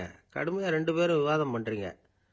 உங்களில் ஒருத்தர் இதுல ஜெயிக்கணும்னா அது நீங்களா இருக்க வேணாம், அடுத்தவங்க ஜெயிக்கிறதுக்கு நீங்க துணையா இருங்களேன். அப்படின்னா நீங்க கொஞ்சம் விட்டு கொடுக்கணும், அவ்வளவுதான். ஏதாவது குத்தம் சொல்லணுமா, செஞ்ச தப்ப சுட்டி காட்டணுமா, விமர்சனம் பண்ணணுமா, பண்ணுங்க, வேணான்னு சொல்லல. ஆனா சொன்னதை அப்படி சொல்றத கொஞ்சம் அன்பா இதமா சொல்லுங்க. எப்போ நடந்த தவறுகளை எல்லாம் இப்போ போய் மறுபடியும் ஞாபகப்படுத்திட்டு இருக்க வேண்டாம். நான் அப்பவே சொன்னேன் இந்த புடவை வேணாம்னு, நீங்க தான் கேட்கல, இப்போ பாருங்க கிழிஞ்சு போச்சு இப்படின்னு கத்துனாங்க ஒரு அம்மா. எப்போ சொன்னீங்கன்னு கேட்டால் ஒரு 10 வருஷத்துக்கு முன்னாடி தீபாவளி சமயத்தில் அப்படிங்கிறாங்க. அது என்ன இன்னும் அப்படியே புதுசாகவே இருக்கும்? உங்களுக்கு அவர் தான் பெருசு, அவருக்கு நீங்கள் தான் பெருசு. அதை விட இந்த உலகத்தில் வேற எதுவும் முக்கியம் இல்லைன்னு நினைக்கணும். நீ தான் என்னுடைய உலகம்னு எத்தனை தடவை சொல்லியிருப்பீங்க? அதெல்லாம் வெறும் வசனமாக போயிடக்கூடாது. ஏதாவது ஒரு பிரச்சனையை பற்றி கடுமையாக விவாதம் பண்ணிக்கிட்டு இருக்கீங்க, அதை அப்படியே பாதியில் விட்டுட்டு படுக்கைக்கு போயிடக்கூடாது. சொச்சத்தை நாளைக்கு பேசிக்கலாம்னு. அப்படி போனால் தூக்கம் வராது. பிரச்சனையை ஒரு முடிவு பண்ணிக்கிட்டு அதுக்கப்புறமா தூங்க போகணும். ஒரு நாளில் ஒரு தடவையாவது உங்கள் ஜோடியை பாராட்டி நல்ல விதமாக கனிவாக ஒரு வார்த்தை சொல்லணும் அப்படின்னு தீர்மானம் பண்ணீங்க. ஏதாவது தப்பு பண்ணிவிட்டீங்கன்னா பரவாயில்ல, அதை ஒத்துக்கிறதுக்கும் மன்னிப்பு கேட்கறதுக்கும் தயாராக இருக்கணும். அது ஒன்றும் கேவலம் கிடையாது. வீட்டுக்குள்ளே தானே கேட்க போகிறீங்க, வெளியில் யாருக்கு தெரிய போகுதோ? எப்படியோ உங்களுக்குள்ள ஒரு சமரசம் ஆனால் சரிதான். ஒரு தகராறுன்னு எடுத்துக்கிட்டா குறைஞ்சபட்சம் அதுக்கு 2 பேர் தேவை. தனியாகவே உட்காந்துக்கிட்டு நான் இப்போ தகராறு பண்ணிட்டு இருக்கிறேன் அப்படின்னு யாரும் சொல்ல முடியாது. 2 பேர் தகராறு பண்ணுறாங்கன்னா பொதுவாக அந்த 2 பேரில் யார் அதிகமாக பேசுகிறாங்களோ அவங்க பேரில் தான் தப்பு இருக்கும். அதை மனசில் வச்சுக்கணும். இதெல்லாம் தான் அந்த புத்தகத்தில் போட்டிருக்கிற வழிமுறைகள். இவ்வளவும் சரியாக வரலைன்னா அப்புறமா சொல்லுங்கள், வேற புத்தகம் ஏதாவது இருக்கான்னு தேடுவோம். ஒரு கணவன் தன்னுடைய மனைவியை அழைச்சிட்டு ஒரு மனோதத்துவ டாக்டர்கிட்ட வந்தாராம். டாக்டர், எங்களுக்கு கல்யாணம் ஆகி 30 வருஷ காலமா நாங்கள் ஒரு விஷயத்துல கூட ஒத்து போனதில்லை அப்படின்னு ஆரம்பிச்சார். உடனே அந்த அம்மா குறுக்கிட்டு, அது 30 வருஷம் இல்லை, 32 வருஷம் அப்படின்னாங்களாம். கணவன் மனைவி அன்பா இருக்கணும், ஒருத்தர் ஒருத்தர் நல்லா புரிஞ்சுக்கணும், விட்டு கொடுக்குற மனப்பான்மை வேணும். அதுதான் ஒரு நல்ல குடும்பம். இன்னைக்கு பல குடும்பங்கள்ல அர்த்தமில்லாத சண்டைகள் தான் அதிகம். கிராமப்புறங்களில் வேடிக்கை ஒரு கதை சொல்லுவாங்க. ஒரு ஊரில் ஒரு ஆள் இருந்தான், வேலை வெட்டி இல்லாமல் சும்மாவே இருந்தான். அவனுக்கு கல்யாணம் பண்ணி வச்சாங்களாம். மனைவி வந்து சேர்ந்தா. சும்மாவே உட்காந்துருக்கிறியே, ஏதாவது சம்பாதிக்கிற வழியை பாரு அப்படின்னு இருக்கா. அதுக்கு தான் யோசனை பண்ணிட்டு இருக்கிறேன், ஒரு அருமையான ஐடியா அப்படின்னு நானா. என்ன அது சொல்லு அப்படின்னு இருக்கா. அவ ஒரு ஆட்டுக்குட்டி வாங்க போறேன்னு இருக்கான். அதை வாங்கி என்ன பண்ண போறேன்னா, அந்த குட்டி வளரும், பெருசாகும், அதுக்கப்புறம் அது நிறைய குட்டி போடும் அப்படின்னு இருக்கான். சரி, அப்புறம் என்ன, அதையெல்லாம் சந்தையில் கொண்டுட்டு போய் விற்றுவிட்டு அந்த காசுக்கு ஒரு எருவு மாடு வாங்கலாம். சரி, அது எதுக்கு? எருவு மாடு நிறைய பால் கொடுக்கும், அதை கொண்டுகிட்டு போய் பால் பண்ணையில் கொடுப்பேன், அல்லது நானே விற்றுருவேன், கை நிறைய காசு கிடைக்கும். அதுக்கப்புறம் ஒரு பசுமாடு வாங்குவேன், பாலையும் விற்கலாம், நாமளும் காய் போட்டு சாப்பிட்லாம், இப்படிலாம் சொல்லியிருக்கான். அப்போ அந்த பொண்ணு சொல்லிச்சான், அடுத்த தெருவில் இருக்கிற எங்கள் அம்மா வீட்டுக்கும் கொஞ்சம் பால் கொடுத்து அனுப்பலாம் அப்படின்ட்டுருக்கா அந்த பொண்ணு. இந்த இடத்துல கணவனுக்கு கோவம் வந்துட்டுது. அது எப்படி உங்கள் அம்மா வீட்டுக்கு எதுக்கு கொடுக்கணும், அதெல்லாம் முடியாதுன்றிருக்கான். இந்த இடத்துல சண்டை ஆரம்பமாயிட்டுது. கொஞ்ச நேரத்தில் 2 பேரும் சத்தம் போட ஆரம்பிச்சிட்டாங்க. கடுமையான சண்டை நடக்கிறத பக்கத்து வீட்டுக்காரன் காதில் வாங்கினான். அவன் ஓடியாந்தான். அவனுக்கு தெரியும், வாங்காத மாட்டுக்காக இப்படி சண்டை போட்டுக்கிட்டு இருக்கிறாங்கங்கிறது அவனுக்கு புரியும். அவன் ஓடி வந்து சொன்னான், ஏண்டா உன்னோட பசுமாட்டை ஒழுங்காக கட்டி போடக்கூடாதான் இருக்கான். என்னடா சொல்கிறேன்னா இவன், உன் மாடு என் தோட்டத்தில் வந்து மேய்ஞ்சுட்டுது, பயிரெலாம் நாசமாயிட்டுது, 10,000 ரூபா அளவுக்கு சேதம், அதை வாங்கிட்டு போகிறதுக்கு தான் வந்தேன், குடுறா 10,000 நானா. இவன் அரண்டு போயிட்டான்.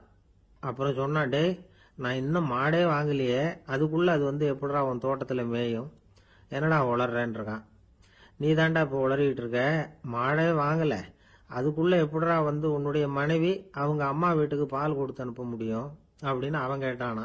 நம்மளுக்கு இப்போ தான் புத்தி வந்துதான், அர்த்தமே இல்லாத சண்டை போட்டுக்கிட்டு இருக்கிறோம் அப்படிங்கிறத அவன் புரிஞ்சுக்கிட்டானான். இது நம்ம முன்னோர்கள் சொல்லியிருக்கிற ஒரு கதை. சண்டையில் தான் அர்த்தம் இல்லையே தவிர கதையில் அர்த்தம் உண்டு.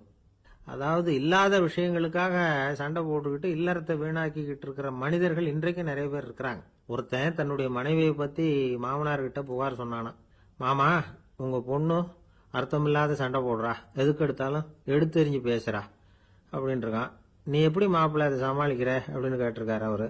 அவ எடுத்தெறியறது என் மேலே படாமல் ஒதுங்கி நின்னுக்கிறேன் அப்படின்னு நானா. காதுங்கிறது எப்பவும் திறந்தே இருக்கக்கூடிய ஒன்று தானே. சில பேர் பேசிக்கிட்டே இருப்பாங்க, நாமும் கேட்டுக்கிட்டே தான் இருப்போம். அவர் என்ன சொன்னாரு திருப்பி சொல்லு அப்படின்னு சொன்னா சொல்ல தெரியாது. காது சரியா கேட்டாலும் நாம பேசுறத மற்றவங்க சரியா கேட்கறாங்களா அப்படிங்கிறது சந்தேகம்தான். இந்த சந்தர்ப்பத்தில் ஒரு உண்மையை நாம புரிஞ்சுக்கணும்.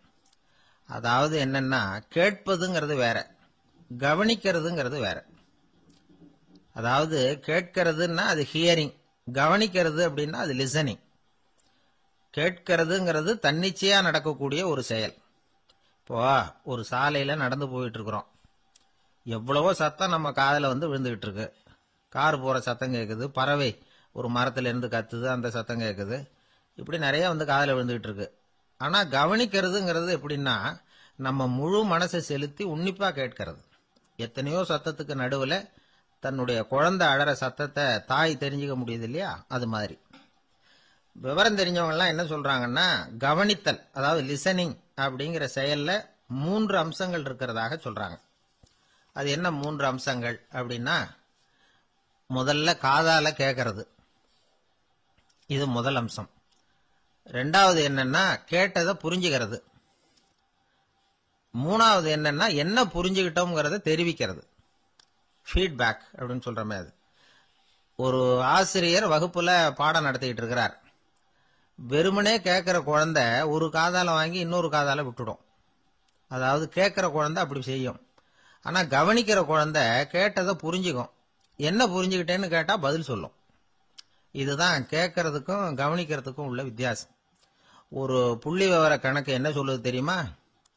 ஒரு மனிதன் எழுதுறது மூலமா 6% அறிவை பெருக்கிக்கிறானா, எழுதுறது மூலமா. படிக்கிறது மூலமா 19% அறிவை பெருக்கிக்கிறானா.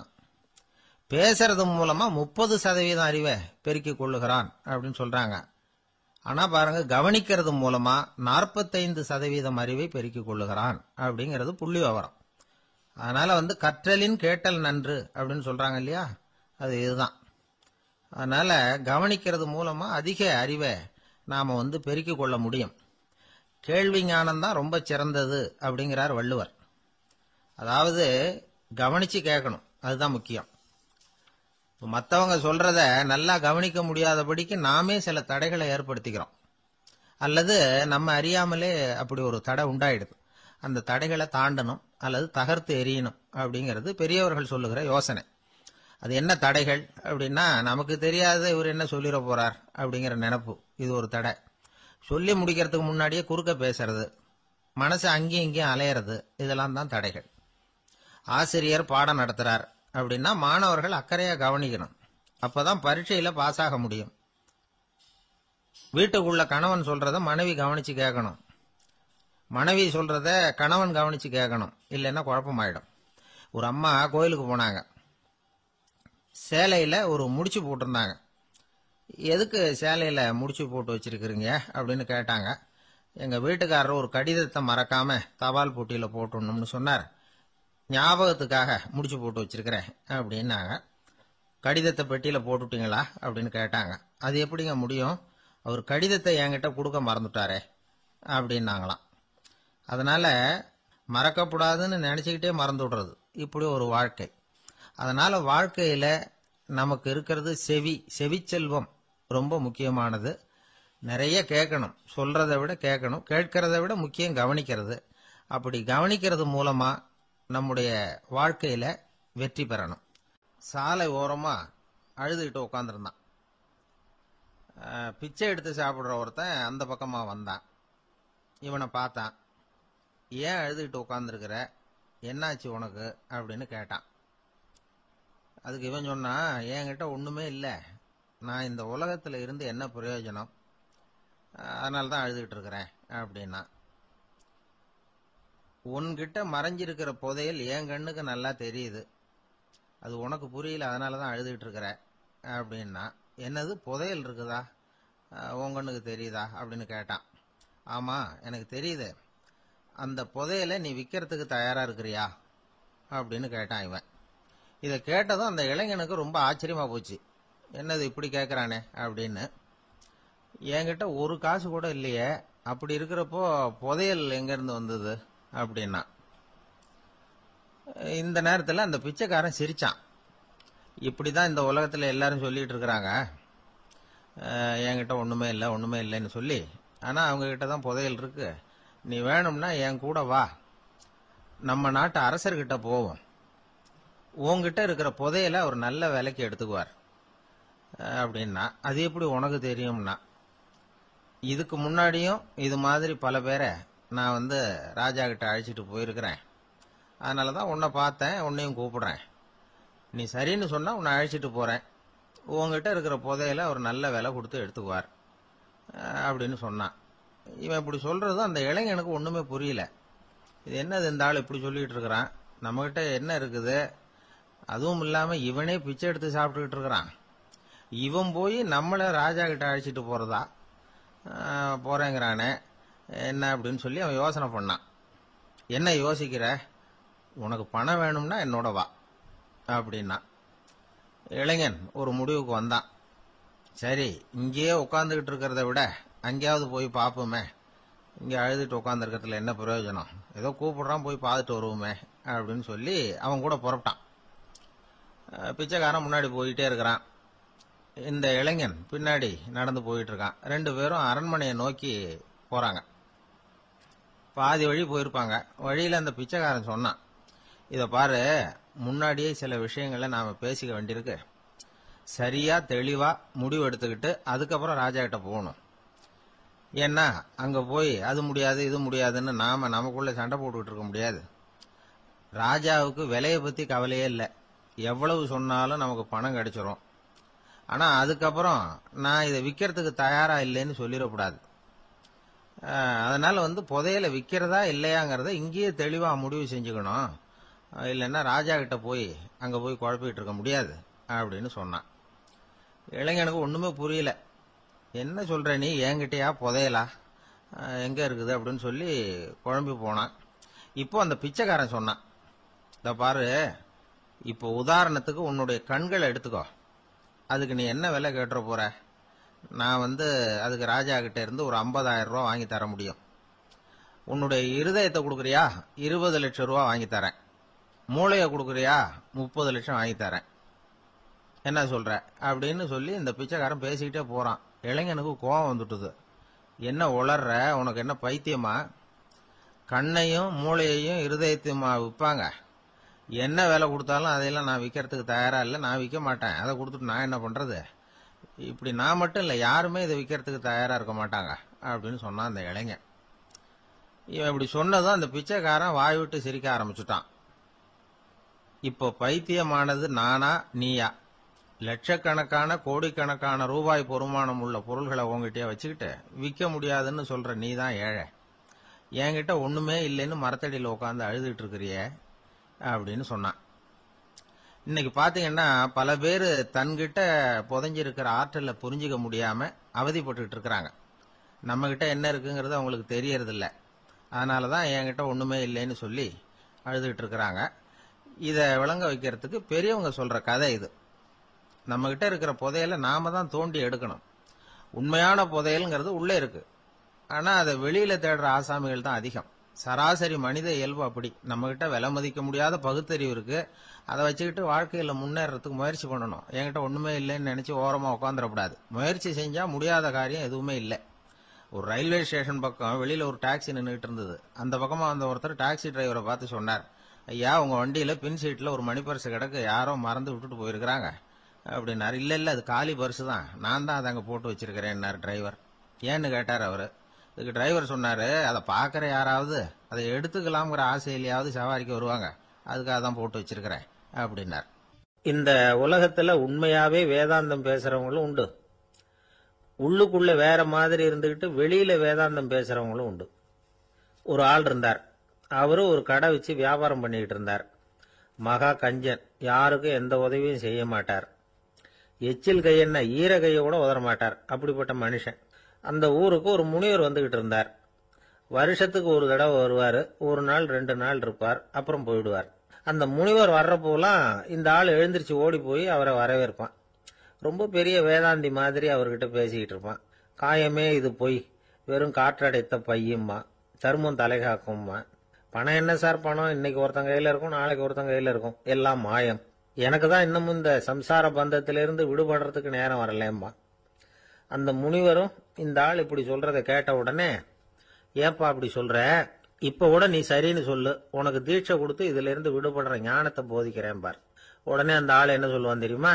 ஐயோ சாமி, இப்போ அது எப்படிங்க முடியும்? பிள்ளைங்கள்லாம் சின்ன சிறுசுங்க, அதுகளுக்கெல்லாம் ஒரு கல்யாணம் காட்சின்னு செஞ்சு கடமையை முடிச்சுட்டா நீங்க சொல்றபடி செஞ்சு விடலாமா. சரி, இன்னும் முனிவர் போயிடுவார். அடுத்த வருஷம் வருவார். இவன் வழக்கம் போல வேதாந்தம் பேசுவான். சரி, தீட்சை கொடுக்குறேன் வா அம்பார். பேரம்பேத்திய பார்க்கணும், கோர்ட்ல கேஸ் ஒன்று இருக்கு, அது முடியணும் அப்படின்னு தயங்க ஆரம்பிச்சிருவான். எல்லாம் சொல்லுவான், ஆனா குடிக்கிறதுக்கு தண்ணி கூட கொடுக்க மாட்டான். ரொம்ப வருஷம் கழிச்சு மறுபடியும் ஒரு நாள் அந்த ஊருக்கு முனிவர் வந்தார். இவன் கடைக்கு வந்தார். அப்புறம் அங்க கல்லாவில் நம்ம ஆள் இல்லை, அவன் புள்ளதான் உட்காந்துருக்கிறான். அப்பாவை போலவே புள்ளையும் எழுந்திரிச்சு ஓடியாந்து முனிவரை வரவேற்றான். அப்பா எங்கன்னு விசாரிச்சாரு முனிவர். ஐயோ, அதை ஏன் கேக்குறீங்க சாமி, உங்ககிட்ட தீட்சை வாங்கி இந்த சம்சார பந்தத்திலிருந்து விடுதலை பெறணும்னு சொல்லிக்கிட்டே இருப்பார், அது நிறைவேறாமலே போய் சேர்ந்துட்டார். போன மாசம் ஒரு நாள் திடீர்னு நெஞ்சு வலிக்குதுன்னாரு, அவ்வளவுதான் போட்டுன்னு போயிட்டார் அப்படின்னு புலம்புனான் பையன். இதை கேட்டதும் முனிவர் சிரிச்சாரான். அவன் எங்கடா போவான், உன் அப்பன் எங்கேயும் போகல, இதோ வாழை ஆட்டிக்கிட்டு உன் காலடியிலே இருந்துகிட்டு இருக்கான் பார் அப்படின்னு சொல்லி அங்க நின்றுகிட்டு இருந்த ஒரு நாயை சுட்டி காட்டினாராம். என்ன சாமி சொல்றீங்க அப்படின்னு ஆச்சரியமா கேட்டிருக்கான் பையன். உடனே முனிவர் அந்த நாயோட தலையில ஒரு தட்டு தட்டி பேசுறா அப்படின்னாராம். உடனே அந்த நாய் வேதாந்தம் பேச ஆரம்பிச்சுட்டுதான். காயமே இது போய் வெறும் காற்றடைத்த பைய அப்படின்னு தான். முனிவர் சொன்னார், அடே இப்பவும் ஒன்னும் கெட்டு போல, நீ விரும்புனா சொல்லு, உனக்கு தீட்சை கொடுத்து என் பின்னாடியே அழைச்சிட்டு போயிடுறேன், அங்க அழைச்சிட்டு போய் உனக்கு ஞானத்தை போதிக்கிறேன், வர்றியா அப்படின்னு கேட்டிருக்காரு. உடனே அந்த நாய் சொல்லிச்சான், ஐயோ அதை ஏன் கேக்குறீங்க சாமி, நான் உண்ணாம தின்னாம ஏராளமான சொத்து சேர்த்து வச்சுட்டேன். என் பிள்ளைங்க அதோட பெருமை தெரியாம ராத்திரி நேரம்லாம் கதவை திறந்து போட்டுட்டு தூங்கிடுவாங்க. அதனால இப்படி நாயா பிறந்து ராத்திரி பகலா சுத்தி சுத்தி காவல் காத்துட்டு கிடக்கிறேன். இப்ப எப்படி சாமி வர முடியும் அப்படின்னு கேட்டுதான். அறியாமையிலேயே சுகம் கண்டு இப்படி இருக்கிற ஆளுங்களுக்கு எப்படி விடுதலை கிடைக்கும், எப்ப விடுதலை கிடைக்கும் அப்படின்னு கேட்கிறார் தசாவதானி, திருக்குறள் பேர் ராமையா. அவர் கேட்கறது நியாயம் தானே. இந்த காலத்து பையன் ஒருத்தன் அப்பா கிட்ட சொன்னான், அப்பா இன்னைக்கு நான் 1 ரூபா மிச்சப்படுத்தி விட்டேன் அப்படின்னு. நானும் அப்படியா, என்னடா பண்ணேன்னு கேட்டிருக்காரு அப்பா. டவுன் பஸ்ல ஏறாம அது பின்னாடியே ஓடியாந்தேன், 1 ரூபா மிச்சம் தானே அப்படின்றான். அட பாவி, ஒரு ஆட்டோ பின்னாடி ஓடியாந்துருந்தா 10 ரூபா மிச்சமாயிருக்குமே, வேஸ்ட் பண்ணிட்டியே அப்படின்னாராம் அந்த அப்பா. ஒரு ஊர்ல ஒரு புகழ்பெற்ற பத்திரிகையாளர் இருந்தார். அவரு ஒரு நாள் திடீர்னு இறந்து போயிட்டார். அதுக்கப்புறம் நேரா சொர்க்கத்துக்கு போனார். சொர்க்கத்தின் வாசல்ல நின்றுகிட்டு இருந்த ஒருத்தர் அவரை தடுத்தார். இத பாரு, ஏற்கனவே இங்க 12 பத்திரிகையாளர்கள் இருக்கிறாங்க, அவங்களுக்கே இங்க வேலை இல்லை. அதுக்கு என்ன காரணம்னா, சொர்க்கத்துல திடுக்கிடும் செய்திகள்லாம் ஒன்றும் கிடையாது. அப்படி என்ன இருக்க போகுது இங்க எல்லாம் அது ஒழுங்கா நடந்துகிட்டு இருக்கும். எல்லாம் ஒழுங்கா நடந்தா பத்திரிகைகளுக்கு சுவாரஸ்யமான கொலை கொள்ளை தீ வைப்பு இது மாதிரி எதுவும் இங்க இல்லை. ஏற்கனவே இங்க இருக்கிறவங்க எல்லாரும் மரத்தடியில் உட்காந்துக்கிட்டு தியானம் பண்ணிட்டு இருக்கிறாங்க. அந்த ஒரே செய்தி தான் தினமும் இங்க வந்துகிட்டு இருக்குது. அதை படிக்கிறதுக்கே இங்க ஆள் கிடையாது. அதனால நான் என்ன சொல்றேன்னா, நீ பேசாம நரகத்துக்கே போயிடு. அங்க எவ்வளவோ நிகழ்ச்சிகள் நடந்துகிட்டு இருக்கு. அங்கதான் அதிகமான பத்திரிகையாளர்கள் தேவைப்படுறாங்க.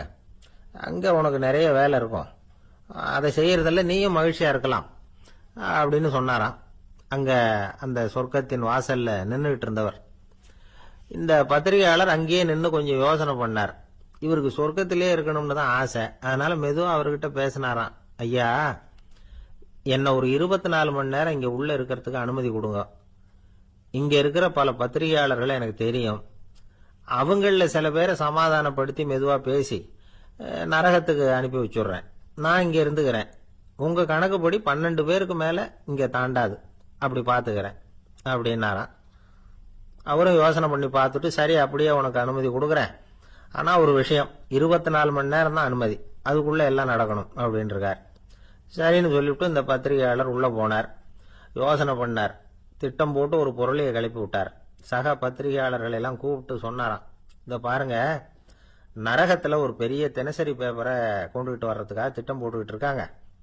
அதுக்கு பல அதிகாரிகள் தேவைப்படுறாங்க. நிறைய சம்பளம் கிடைக்கும். யார் யாரெல்லாம் நரகத்துக்கு போக ஆசைப்படுறாங்களோ அவங்க எல்லாம் போகலாம் அப்படின்னு ஒரு பொருளையை கிளப்பி விட்டார்.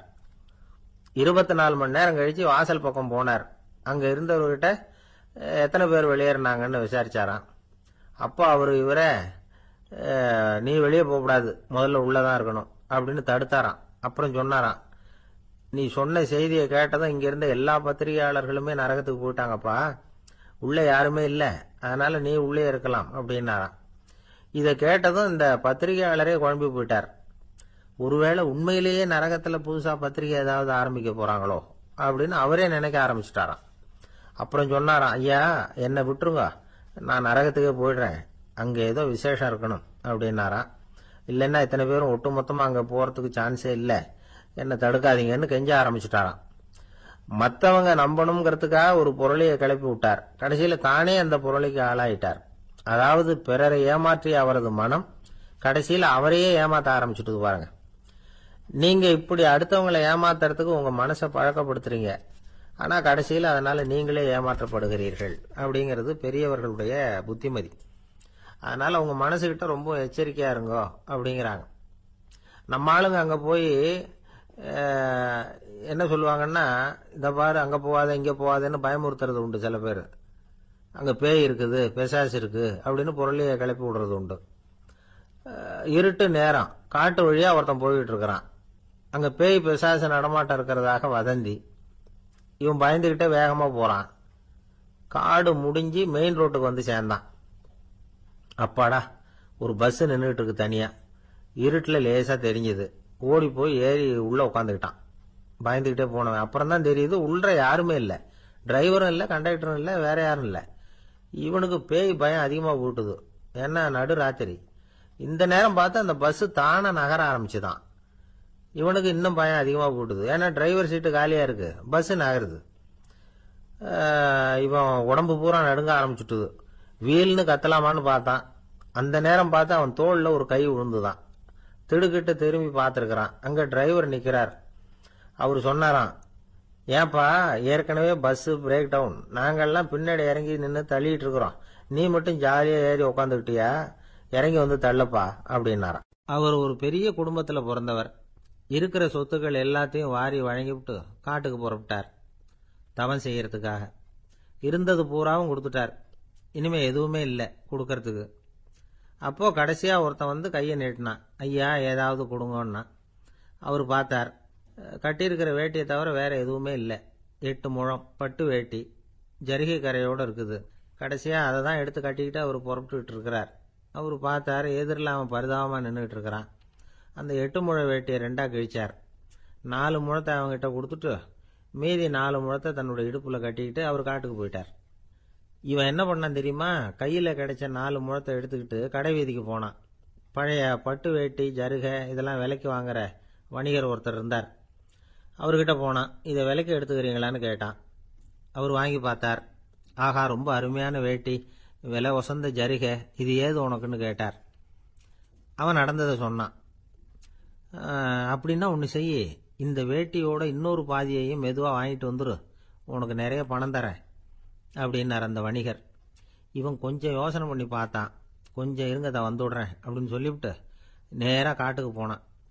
அவர் எங்கே இருக்காருன்னு தேடி கண்டுபிடிச்சான். அவர் ஒரு இடத்துல தவக்கோலத்தில் இருக்கிறார். கட்டியிருந்த இடைவேட்டியும் அவரை அறியாமலே நழுவி கீழே விழுந்து கிடக்குது. இவனுக்கு ரொம்ப வசதியாக போச்சு. அவரை கேட்க வேண்டிய அவசியமே இல்லை. மெதுவாக சத்தம் போடாமல் அடிமேல அடி வச்சு நெருங்கினான். அவர் கண்ணை மூடிக்கிட்டு அவர் பாட்டு நின்றுக்கிட்டு இருக்கார். இவன் மெதுவாக போய் கீழே கிடந்த அந்த துணியை எடுத்துக்கிட்டு சத்தம் போடாமல் திரும்பி நடந்தான். அப்படி கொஞ்சம் தூரம் நடந்திருப்பான். அப்படி ஓட ஆரம்பிக்கிற சமயத்தில் அவன் காலில் கீழே கிடந்த முள்ளு ஒன்று நறுக்குன்னு தச்சு விட்டுது. வலி தாங்க முடியாமல் அம்மான்னு கத்திவிட்டான். இந்த சத்தத்தினால கண்ணை மூடி நின்றுக்கிட்டு இருந்த அவர் தவம் கலைஞ்சுது. மெதுவாக கண்ணை திறந்து பார்க்கறார். தன் இடையில இருந்த வேட்டி அவன் கையில் இருக்கு. இப்போ அவர் நினைக்கிறாராம், இந்த வேட்டி மேலே நான் வச்ச ஆசை அல்லவா அவனை திருடன் ஆக்கிவிட்டுது அப்படின்னு நினைச்சாராம். இது எப்பேற்பட்ட மனநிலைங்கிறத கொஞ்சம் யோசிச்சு பாருங்க. தான் ஒரு பொருள் மேலே வைத்த பற்று இன்னொரு மனிதன் திருடனா ஆகிறதுக்கு காரணமாயிட்டுதே அப்படின்னு நினைக்கிறார். அப்படி நினைச்ச அவர் யார் தெரியுமா? அவர் தான் மகாவீரர். இழந்துட்டேங்கிறியே, நீ என்னத்தை கொண்டு வந்த இங்கே இழக்கிறதுக்கு? நீ என்னத்தை உண்டாக்குன இது அழிஞ்சுட்டுதுன்னு சொல்றதுக்கு? இது அவருடைய சிந்தனை. இன்னைக்கு நம்ம சிந்தனையெல்லாம் வேற மாதிரி இருக்குது. ஒருத்தன் நடுத்தெருவில் உட்காந்து அழுதுகிட்டு இருந்தான். அந்த வழியா வந்தவர் கேட்டார், ஏன்ப்பா அழற அப்படின்னு கேட்டார். 5 ரூபா சார், இந்த இடத்துல விழுந்துட்டுது, ரொம்ப நேரமாக தேடுறேன், கிடைக்காது போல இருக்கு அப்படின்னா. எப்போ தொலைஞ்சுது அப்படின்னு கேட்டார். அது எனக்கு தெரியாது சார், பணத்தை தொலைச்சவன் தேடி பார்த்துட்டு போயிட்டான், நான் அவனுக்கு பின்னாடி தேட வந்தவன் அப்படின்னு சொல்லிவிட்டு மறுபடியும் தேட ஆரம்பிச்சான். ஒரு ஊரில் ஒரு ஆள் இருந்தான். அவனுக்கு ஒரே ஒரு மகள். அவளை நல்ல இடத்துல கட்டி கொடுக்கணும்னு ஆசைப்பட்டான். அதுக்காக மாப்பிள்ளை தேடிக்கிட்டு இருந்தான். அவன் கொஞ்சம் வசதியான ஆள், அதனால் நிறைய பேர் வந்தாங்க. இருந்தாலும் ஒரு நல்ல குணமுள்ள மாப்பிள்ளையாக இருக்கணும் அவன் எதிர்பார்த்தான். அப்படி இருக்கணும்னு தொடர்ந்து முயற்சி பண்ணான். கடைசியாக ஒரு 3 பேர் கிடைச்சாங்க. அந்த 3 பேரில் யாரை தேர்ந்தெடுக்கிறது, இதுதான் அவனுக்கு வந்த குழப்பம். இந்த நிலைமையில் ஒரு பெரியவரை தேடி போனான். அவர்கிட்ட தன்னுடைய பிரச்சனையை சொன்னான். அவர் கொஞ்சம் யோசனை பண்ணார். அதுக்கப்புறம் 3 பேரையும் கூப்பிட்டார். இதோ பாருங்கப்பா, உங்கள் 3 பேருக்கும் 3 மாத கால அவகாசம் தர்றேன். நீங்கள் இப்போ போகலாம். 3 மாதம் கழித்து திரும்பி வரலாம். அப்படி வரும்பொழுது இந்த 3 மாத காலத்தில் நீங்கள் செஞ்ச நல்ல காரியம் ஏதாவது ஒன்று சொல்லணும். அதை வச்சு உங்களில் ஒருத்தரை நாங்கள் தேர்ந்தெடுத்துக்கிறோம் அப்படின்னு சொன்னாராம். 3 பேரும் சரின்னு சொல்லிவிட்டு திரும்பி போயிட்டாங்க. 3 மாதம் ஆச்சு. அதுக்கப்புறம் ஒரு நாள் திரும்பி வந்தாங்க. அவர் அவங்கள கூப்பிட்டு உட்கார வச்சார். அப்புறம் கேட்டார், இப்போ சொல்லுங்க, இந்த 3 மாத காலத்தில் நீங்கள் செஞ்சிருக்கிற ஏதாவது ஒரு நல்ல காரியத்தை சொல்லுங்க அப்படின்னார். முதல்ல ஒருத்தன் எழுந்திருச்சு நின்னான். ஐயா, எங்கள் அப்பா இறந்த பிறகு அவரோட கணக்கு வழக்குகளை எடுத்து பார்த்துக்கிட்டு இருந்தேன். அவர் ஒரு வியாபாரிகிட்ட 10,000 ரூபா கடன் வாங்கியிருக்கிறதாக எழுதியிருந்தார். அந்த வியாபாரியும் இப்போ உயிரோடு இல்லை. இருந்தாலும் அந்த வியாபாரியோட மகனை தேடி கண்டுபிடிச்சேன். கணக்கு புத்தகத்தை காட்டினேன். எங்கள் அப்பா உங்கள் அப்பா கிட்ட 10,000 ரூபா கடன் வாங்கியிருக்கிறதாக இதை எழுதியிருக்கிறார். அதனால் அதை திருப்பி கொடுக்கறதுக்காக வந்திருக்கிறேன், இந்தாங்க அந்த பணம் அப்படின்னு சொல்லி கொடுத்துட்டு வந்துட்டேன் அப்படின்னு நானும். இதை பெரியவர் கவனமாக கேட்டுக்கிட்டார். அதுக்கப்புறம் 2வது இளைஞன் எழுந்திருச்சான். ஐயா, நான் போன மாதம் ஒரு நாள் ராத்திரி வேளையில் ஒரு காட்டுப்பாதை வழியாக எங்கள் ஊருக்கு போய்கிட்டு இருந்தேன். அந்த சமயத்தில் அந்த வழியாக வந்துக்கிட்டு இருந்த ஒரு வழிப்போக்கர்கிட்ட 4-5 திருடர்கள் வம்பு வளர்த்து அவர்கிட்ட இருந்த பொருளை எல்லாம் கொள்ளையடிச்சிக்கிட்டு இருந்தாங்க. நான் உடனே ஒரு குச்சியை எடுத்துகிட்டு ஓடினேன். அந்த திருடர்களை அடித்து விரட்டினேன். பொருளை எல்லாம் மீட்டு அந்த வழிப்போக்கர்கிட்ட ஒப்படைச்சேன். அவரை பத்திரமா அழைச்சிட்டு போய் அவர் வீட்டில் விட்டுட்டு வந்தேன் அப்படின்னு நானும். இதையும் பெரியவர் கவனமாக கேட்டுக்கிட்டார். அடுத்தபடியா 3வது இளைஞன் எழுந்திருச்சான். ஐயா, போன மாசம் ஒரு நாள் நான் ஒரு மலைப்பாதை வழியா போய்கிட்டு இருந்தேன். மலைப்பாதை விளிம்புல ஒரு மதகு கட்ட, அது மேல ஒரு ஆள் படுத்து தூங்கிட்டு இருந்தான். அந்த பக்கம் தவறி உருண்டு விழுந்திருந்தான்னா அதில் பாதாளம். அது மலையடி வாரத்தில் போய் தான் விழணும், அவ்வளவு பள்ளம். அது தெரியாமல் அவன் பாட்டுக்கு தூங்கிட்டு இருந்தான். நான் உடனே அவன்கிட்ட ஓடி போய் குனிஞ்சு அவன் முகத்தை பார்த்தேன். அப்போதான் புரிஞ்சுது, அவன் ஏற்கனவே எனக்கு தெரியும். அவனை எனக்கு நிறைய கெடுதல் பண்ணியிருக்கிறான், இடைஞ்சல் கொடுத்தவன். இருந்தாலும் ஐயோ பாவம்னு நினச்சி அவனை எழுப்பி பாதுகாப்பாக வேற ஒரு இடத்துல படுக்க வச்சுட்டு வந்தேன் அப்படின்னு நானா. பெரியவர் இதையும் கேட்டுக்கிட்டார். அதுக்கப்புறம் அவங்க 3 பேரையும் பார்த்து, நீங்கள் போகலாம், நாங்கள் யோசித்து முடிவு பண்ணி உங்களுக்கு சொல்லி அனுப்புகிறோம் அப்படின்னாராம். அந்த இளைஞர்கள் புறப்பட்டு போயிட்டாங்க. அதுக்கப்புறம் அந்த பெண்ணோட அப்பாவை பார்த்து சொன்னார், இந்த 3 பேருமே நல்ல பிள்ளைங்க தான், அதில் ஒன்றும் சந்தேகம் இல்லை. இருந்தாலும் இந்த 3 பேர் செஞ்ச செயல்களையும் ஒப்பிட்டு பார்க்க வேண்டியிருக்கு. முதல் இளைஞன் நேர்மைக்கு எடுத்துக்காட்டாக விளங்குறான். இந்த காலத்தில் இது மாதிரி இளைஞர்களை பார்க்கறது ரொம்ப கஷ்டம்தான். இருந்தாலும் அவன் கடமையை தான் செஞ்சான். 2வது இளைஞன் நல்ல வீரன், தைரியசாலி. ஒரு வீரன் எதை செய்யணுமோ அதைத்தான் இவன் செஞ்சான். இவன் ஒரு லட்சிய மனிதன். 3வது இளைஞன் தன்னுடைய பகைவனுக்கே உதவி செஞ்சிருக்கான். அவன் உயிரை காப்பாற்றி இருக்கிறான். பகைவனுக்கு அருள்வதுங்கிறது ஒரு சாதாரண மனுஷனால செய்யக்கூடிய காரியம் இல்லை. பகையை மறக்கிறதும் பகைவனுக்கு அருள்வதும் தெய்வீக பண்புகள். அதனால இவனையே உன்னுடைய மகளுக்கு ஏற்ற மாப்பிள்ளையா தேர்ந்தெடுக்கலாம் அப்படின்னு சொன்னாங்களாம். ஒரு நல்ல நாளில் அவங்களுக்கு திருமணம் நல்ல விதமாக நடந்து முடிஞ்சுதான். இது சுவாமி சின்மயானந்தர் சொல்லியிருக்கிற ஒரு கதை. இதிலிருந்து நாம் புரிந்து கொள்ள வேண்டிய ஒரு கருத்து, நமக்கு கெடுதல் பண்ணவங்களுக்கும் நாம் நல்லது செய்யணும். ஆனால் நடைமுறையில் அப்படி நம்மளால் செய்ய முடியறதில்ல. அதுதான் சிக்கல். நம்மால் ஒருத்தங்கிட்ட கேட்டேன், ஏண்டா உன்னுடைய பகைவன் ஒருத்தன் அது மாதிரி ஒரு மலைப்பாதை மதகு கட்டையில் படுத்திருந்தா உடனே நீ என்ன நினைப்ப அப்படின்னு கேட்டோம். இது ஒரு அருமையான சந்தர்ப்பம்னு நினைப்பேன் அப்படின்னா. எதுக்குன்னு கேட்டோம். அவனை அந்த பக்கமாக உருட்டி கீழே தள்ளுறதுக்கு அப்படின்னா. ஒரு ஆள் இருந்தான், நிறைய பணம் சம்பாதிச்சான். ஆனால் செலவு பண்ண மனசு வரல, கருமி. அவன் என்ன பண்ணா, சேர்த்த பணம் பூராவையும் ஒரு மரத்தடியில் புதைச்சி வச்சிருந்தான். வாரத்துக்கு ஒரு தடவை அந்த மரத்தடிக்கு வருவான். புதைச்ச இடத்த ஆவலோடு பார்த்துக்கிட்டு இருப்பான். அதுக்கப்புறம் போயிடுவான். அவ்வளவுதான். ஒரு நாள் ஒரு திருடன் வந்தான். இவன் புதைச்சி வச்சிருந்ததெல்லாம் எடுத்துகிட்டு போட்டான். இது தெரிஞ்சு போச்சு. அந்த கருமி புலம்ப ஆரம்பிச்சிட்டான். இவன் புலம்பலை கேட்டதும் அக்கம் பக்கத்தில் இருந்தவங்கெல்லாம் ஓடி வந்தாங்க. என்ன விஷயம்னு விசாரிச்சாங்க. இவன் சொன்னான். ஒரு பெரியவர் கேட்டார், ஏப்பா வாரம் இந்த இடத்த பார்க்கறதாக சொன்னியே, எப்போவாவது இதில் இருக்கிற பணத்தை எடுத்து செலவு பண்ணியிருக்கியா அப்படின்னு கேட்டார். நான் அப்பப்போ அதை பார்க்கறது தான் வழக்கம், அதை தொட்டதே இல்லைன்னு அவன். சரி, அப்படின்னா இப்போவும் நீ அதே மாதிரி வாரம் ஒரு தடவை இந்த இடத்த பார்த்துட்டு போகலாமே அப்படின்னாராம் அந்த பெரியவர். அதுவும் சரிதானே, எவ்வளவு காலமானாலும் அவன் அந்த பணத்தை எடுத்து செலவு பண்ண போறதில்ல. அப்படி இருக்கிறப்ப உள்ளே பணம் இருந்தாலும் ஒன்று தான், இல்லாமல் போனாலும் ஒன்று தான். இதிலிருந்து என்ன புரியுதுன்னா, ஒருத்தர்கிட்ட இருக்கிற பணத்தை கொண்டு அவர் பணக்காரரா ஏழையா அப்படின்னு முடிவு செய்கிறது சரியில்லை. அந்த செல்வத்தை அனுபவிக்கிற திறன், பயன்படுத்துகிற திறன், அதை வச்சு தான் அவர் ஏழையா பணக்காரரா அப்படிங்கிறத நிர்ணயம் பண்ணணும். அதுதான் சரி. செலவு பண்ண தெரியாதவன் சேகரம் பண்ணிகிட்டே இருக்கிறதுனால என்ன பிரயோஜனம்? தலைமுடியே இல்லாதவன் தாராளமாக சீப்புகளை வாங்கி சேகரம் பண்ணுறது மாதிரி தானே இது. சில சமயம் செலவு பண்ண நாம் தயாராக இருந்தால் கூட அந்த செல்வம் நமக்கு பயன்படுறதில்ல. அரேபியாவில் ஒரு நகை வியாபாரி விலை உயர்ந்த முத்துக்களை எல்லாம் அவர் வச்சு வியாபாரம் பண்ணிட்டு இருந்தார்.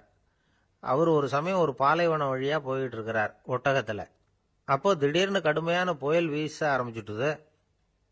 திசை தவறி இவர் எங்கேயோ வந்துட்டார்.